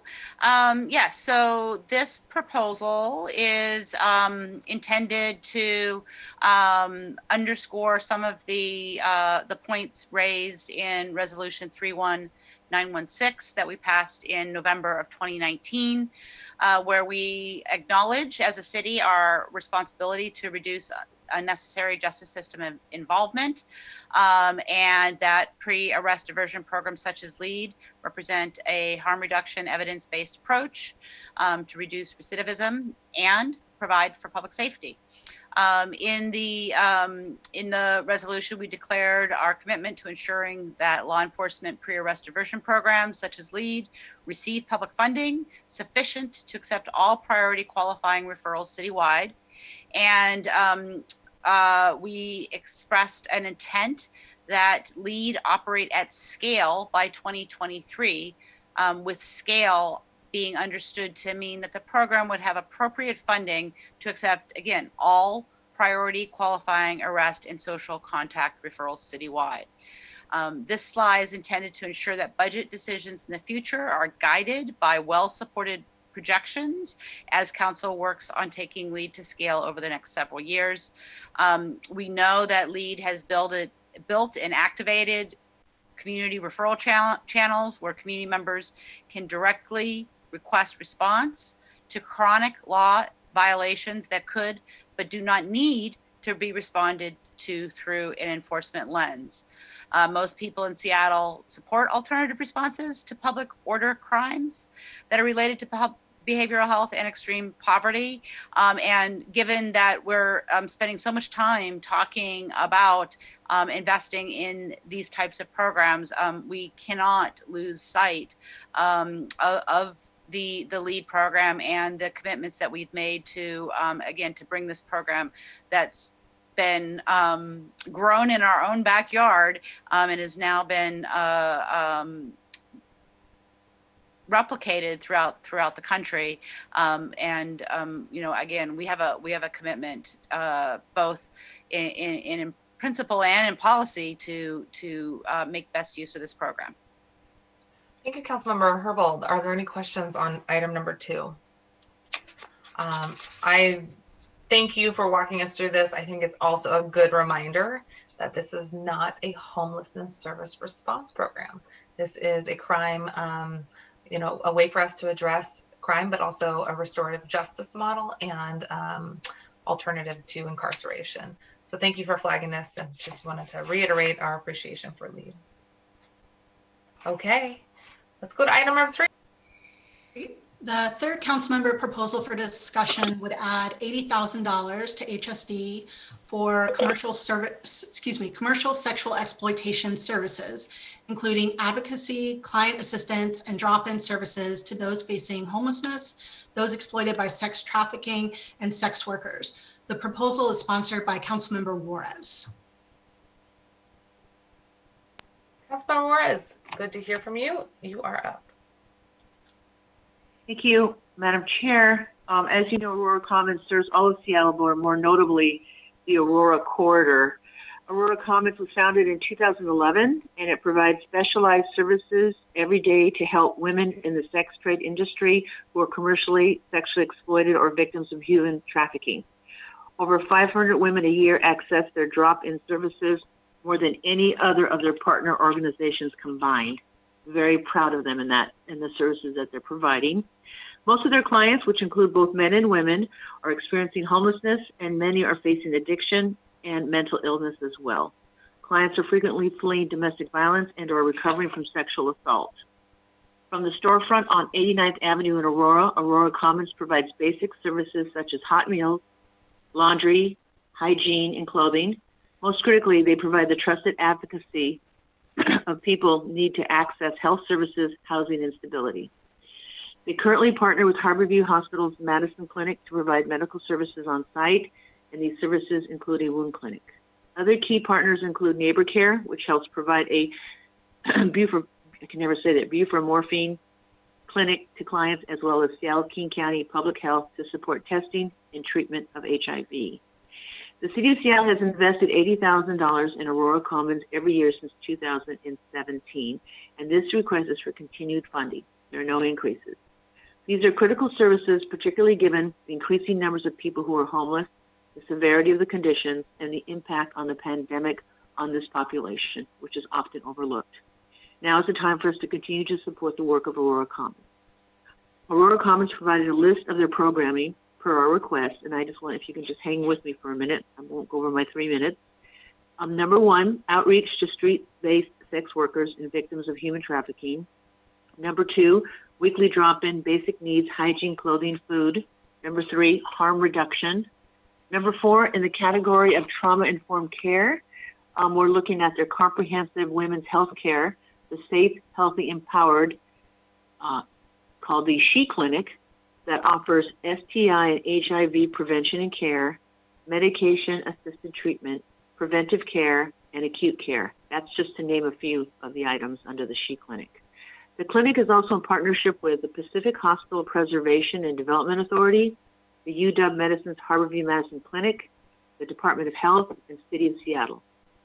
Advocacy and one-on-one support for navigation of services in connection to resources like housing, detox, and medication-assisted treatment. Again, this is all under trauma-informed care. And client assistance that helps women with emergency support, rental assistance, ID, getting identification is a big one, phones, advocacy, and stability. Elizabeth Dahl, the Executive Director of Aurora Commons, says part of the power of the Commons is people witnessing others making their lives better. Elizabeth quoted a recent client, "If she can do it, I really believe it is possible for me." I want to just add one quick note. I want to thank past and current councils who have always supported the Aurora Commons and the work that they've done and the growth that they have, the successful growth that they've had with the city's participation and all the other groups that we have worked with them to connect them with, including now looking at the housing piece that we want to look at later on in the budget. But this is a real success story. They have delivered real solutions and services to a community that is often overlooked and stigmatized, and I'm hoping that we can continue. Thank you. Thank you very much, Councilmember Juarez. I appreciate your overview. Are there any questions or comments? Thank you, Councilmember Juarez. I am not hearing any right now. Let's go to number 4. Yes, the 4th council member proposal would add $100,000 to HSD for domestic violence and sexual assault programming administered by a Native-led organization. This funding would support a case manager who will conduct outreach and be a dedicated advocate for American Indian and Alaska Native women facing domestic violence or sexual assault trauma. The proposal is sponsored by Councilmember Lewis. Councilmember Lewis. Thank you, Madam Chair. This is a proposal that my office crafted in conversation with Colleen Echohawk at Chief Seattle Club to really talk about some of their needs down in Pioneer Square and with the folks who they are a primary service provider for. It's a really critical ad. I think all of us are very, very keenly aware of the massive toll that domestic violence and sexual assault have in our society and in our community. Very much looking forward to sustaining this partnership and getting these resources out, and that hope that this is an ad we can support.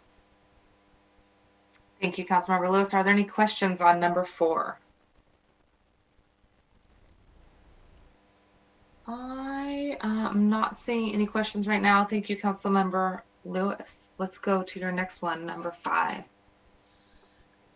The 5th council member proposal would add $50,000 to HSD to increase funding for a re-entry program led by a Native-led organization.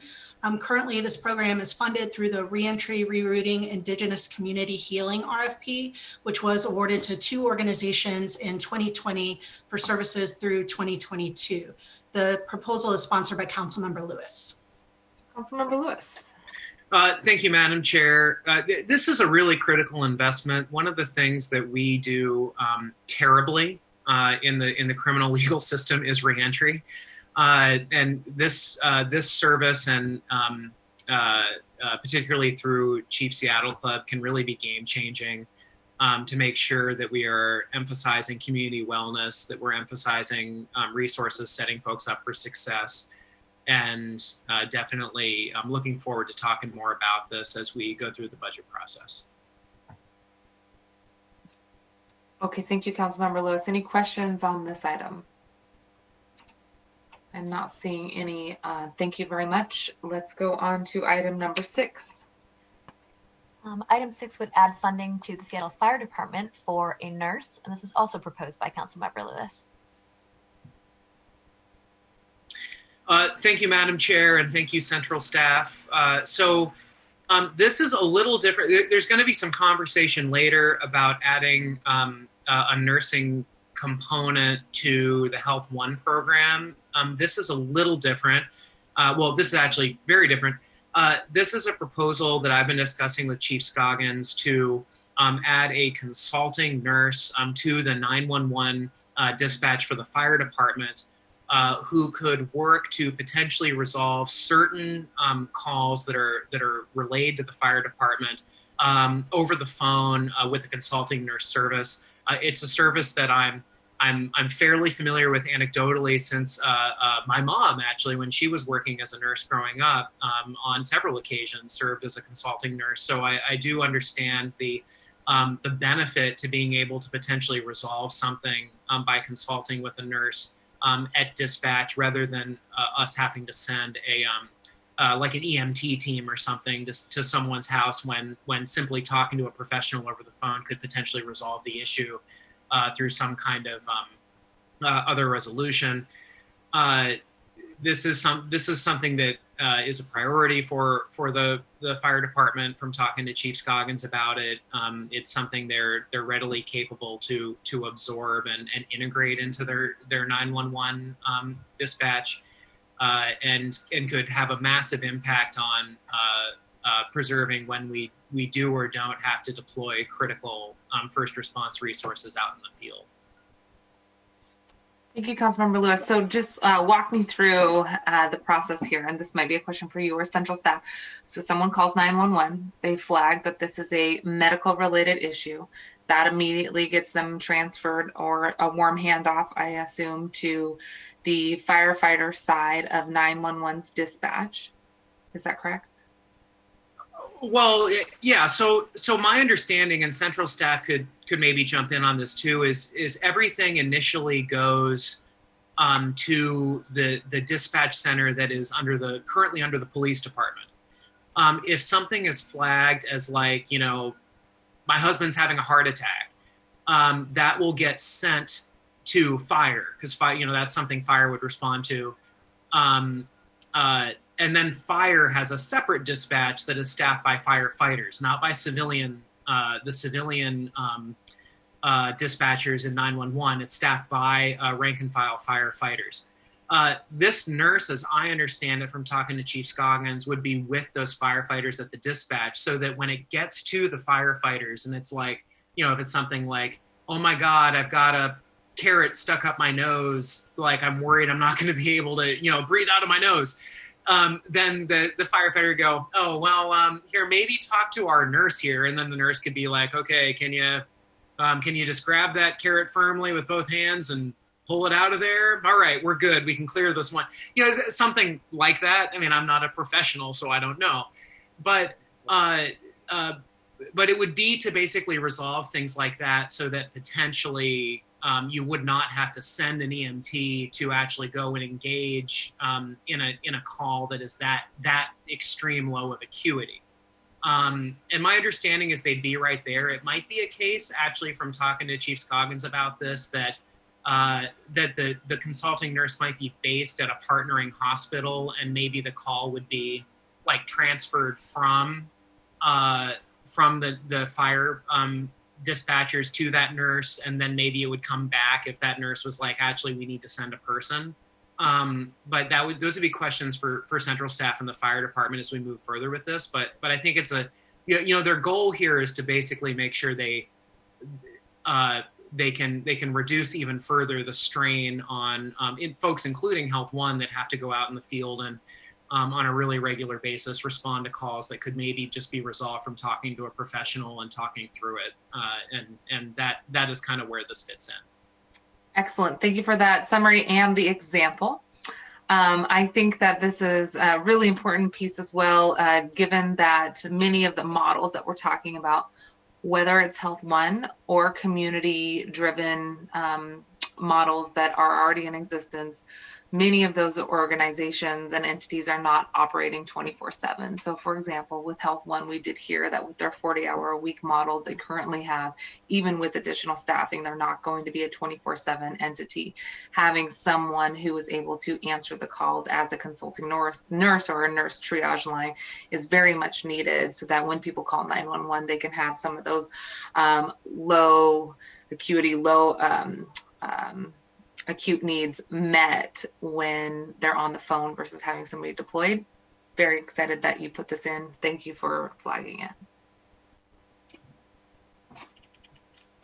Anybody else have any questions on this? Okay, let's go ahead. We have two more that are in a very similar vein. I'll turn it over to Carla. Thank you, Madam Chair. So echoing what you said, the next two concern expanding Health One. The first proposal, which is, sorry, excuse me one second. Sorry about that. The first proposal is sponsored by Councilmember Lewis. And this proposal would expand Health One beyond what the executive proposed in the 2021 budget. And it would take the team from one, as it currently exists in 2020, to 3 teams in 2021. Excellent. Councilmember Lewis.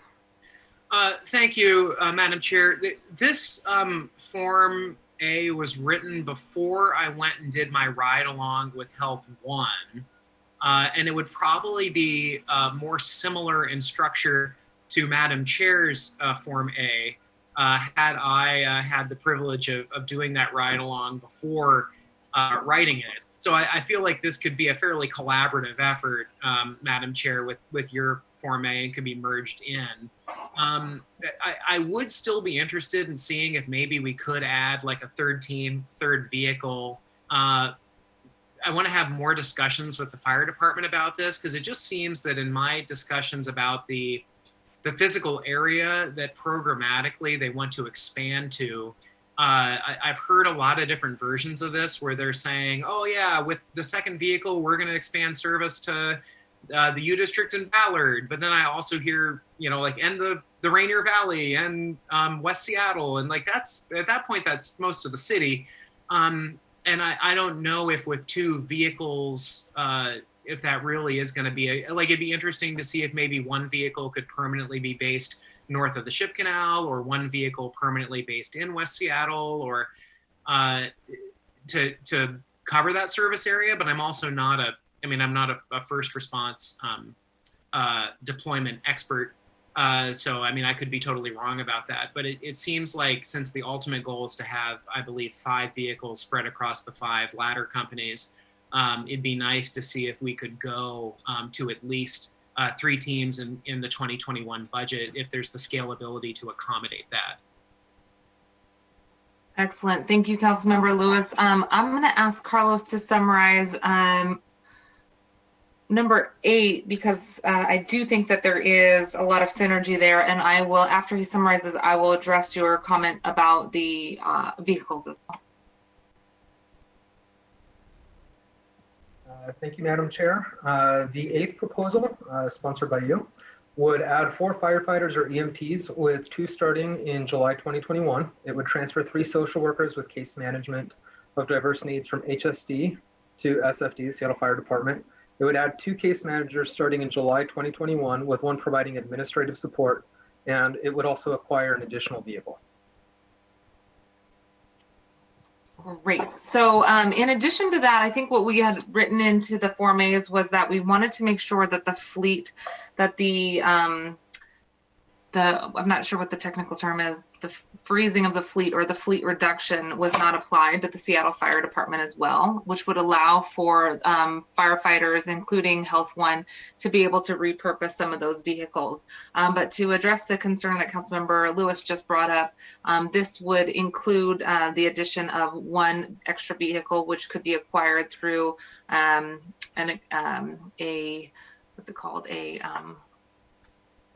allowance of using a surplus fleet and to repurpose those vehicles, which is also something we talked to Health One about.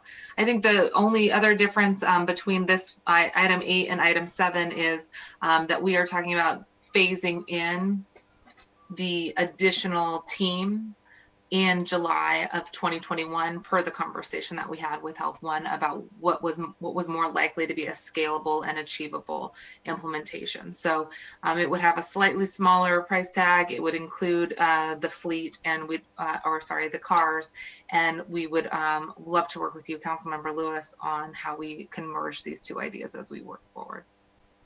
Questions on either number 7 or 8? Okay, thank you. And number 9, Councilmember Sawant, last one here, Council Central Staff, take it away. Asha, okay, there you are. So this last proposal is for legislation that would allow the city to establish an elected communities oversight board with powers over police accountability including the power to investigate reports of excessive force and racially biased policing, subpoena witnesses and evidence, and hire or fire or otherwise discipline officers. As you mentioned, it's sponsored by Councilmember Sawant. Thank you. Councilmember Sawant, please go ahead. Thank you. So just to reiterate Asha's summary, this proposal would request that the City Attorney's Office research and prepare draft legislation to enable the city to establish an elected community oversight board with full powers over police accountability, including the power to investigate reports of excessive force and racially biased policing, to subpoena witnesses and evidence, and to fire or otherwise discipline officers. And the draft should include any necessary council bill, voter referendum, or charter amendment, whatever process that might be necessary. I don't think anybody can honestly claim that the Seattle police accountability structure is working. We can see that police are not being held accountable. Was the police officer who maced a 7-year-old child in the face during the Justice for George Floyd protest disciplined? No.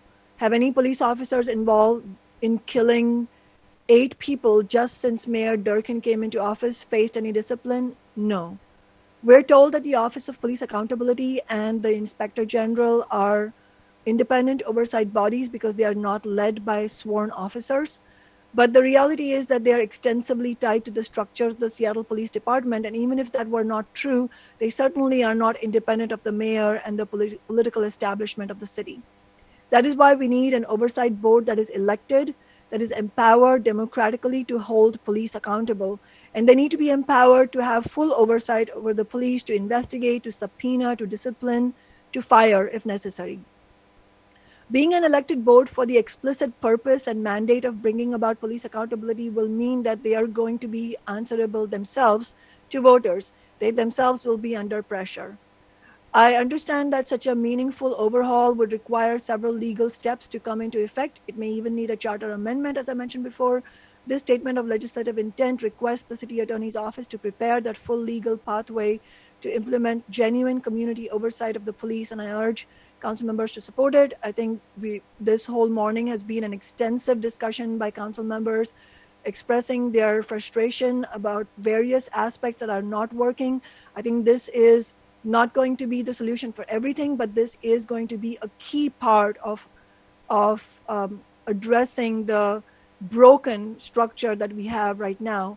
I wanted to add that my office and the People's Budget Movement is hardly the only section of the society nationwide that's having this discussion. I mean, first of all, I would mention this demand came about as a course of the Black Lives Matter movement over several years, but especially got amplified in the Justice for George Floyd protests over this summer. And there have been various polls done nationwide. One of the polls that was conducted in July by the Pew Research Center shows that 3/4 nationwide, and this includes also majority of Republicans, 58% of Republicans supported this. Not exactly what we're talking about, but basically the idea of civilian oversight boards having actual power to investigate and discipline officers accused of misconduct. That's how the question was phrased. And an overwhelming majority of Democrats, which is 89%, and as I said, 58% of Republicans supported it. More urgently, San Diego has a voter initiative that is going to be on the ballot for November.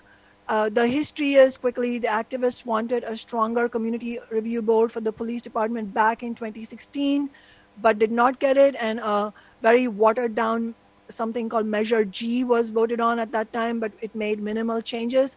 Then there was a demand to have some meaningful shifts again in 2018, but the city council did not act at that time. So now in 2020, San Diego voters have a Measure B, which is asking, which is about creating a commission on police practices. Again, this is unfortunately, they don't say it's elected. I think an elected board is a fundamental component of making this work. But what is good about Measure B is that it says that such a commission will be able to appoint their own staff, their own independent attorney, and most importantly, they will have the power to subpoena and conduct investigations into police officer misconduct. It will also have the power to review complaints against officers and investigate in custody deaths, shooting by police, and other allegations of misconduct. Also, in Portland, there's a Measure 26/2017, which is a charter amendment on the November ballot, which would, if passed, amend the city's charter to establish a new police oversight board, giving the board the power to subpoena witnesses and request police documents and evidence to investigate complaints made against the Portland Police Bureau, allowing the board to impose disciplinary actions up to termination of law enforcement professionals, and authorizing the board to put forward policing policy. The strongest, so these are both very strong measures that are being put forward to the voters.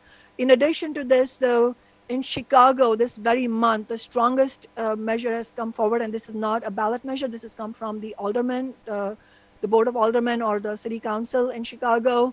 And 30 aldermen are supporting, I think about out of about 50 or so, 30 aldermen are supporting a measure that has been put forward by Alderman Ramos Rosa, which has been a culmination of discussions in the coalition of community organizations under the umbrella of Grassroots Association for Police Accountability. It is a substantive piece of legislation which would create an elected community control board over the police. And predictably, corporate Democratic Mayor Lori Lightfoot is not supporting this, but the fact that it has a really strong support among the aldermen in Chicago, I think it shows that Seattle is not the only city that is going to be having this discussion. So anyway, in light of all the urgency that has been created by the movement, in light of all the statements that have been made by council members, I would really hope that council members support this research into actually in the near future creating such an oversight board. Thank you, Councilmember Sawant. Are there any questions here?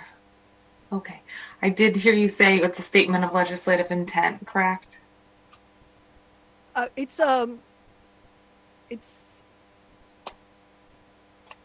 It's okay. Well, I can follow up with you afterwards. I just wanted to make sure. I can't remember exactly. Yes, it is a statement of legislative intent. Okay. I'm just. I just want to be clear that it's a study that needs to be conducted by the city attorney's office to have the actual steps to go forward, and it includes also for them to make a concrete recommendation as to the legal process that would be necessary. That should be a charter amendment. Should it be a city ordinance? In that sense, it's very specific. Thank you. Thank you very much. I am not seeing any additional questions on this item. So that concludes us walking through the community safety memo. Thanks again to Asha and Amy and Greg and Carlos. And who am I missing? Allie, thank you. The entire team. Really appreciate all of your work.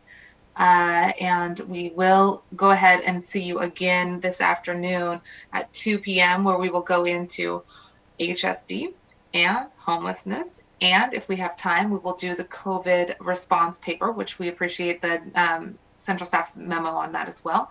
But we do understand there's not any council member issue IDs in there, so it could be used as background, and central staff could do follow-up conversations with members on that if we don't get to it. But for sure, homelessness and HSD.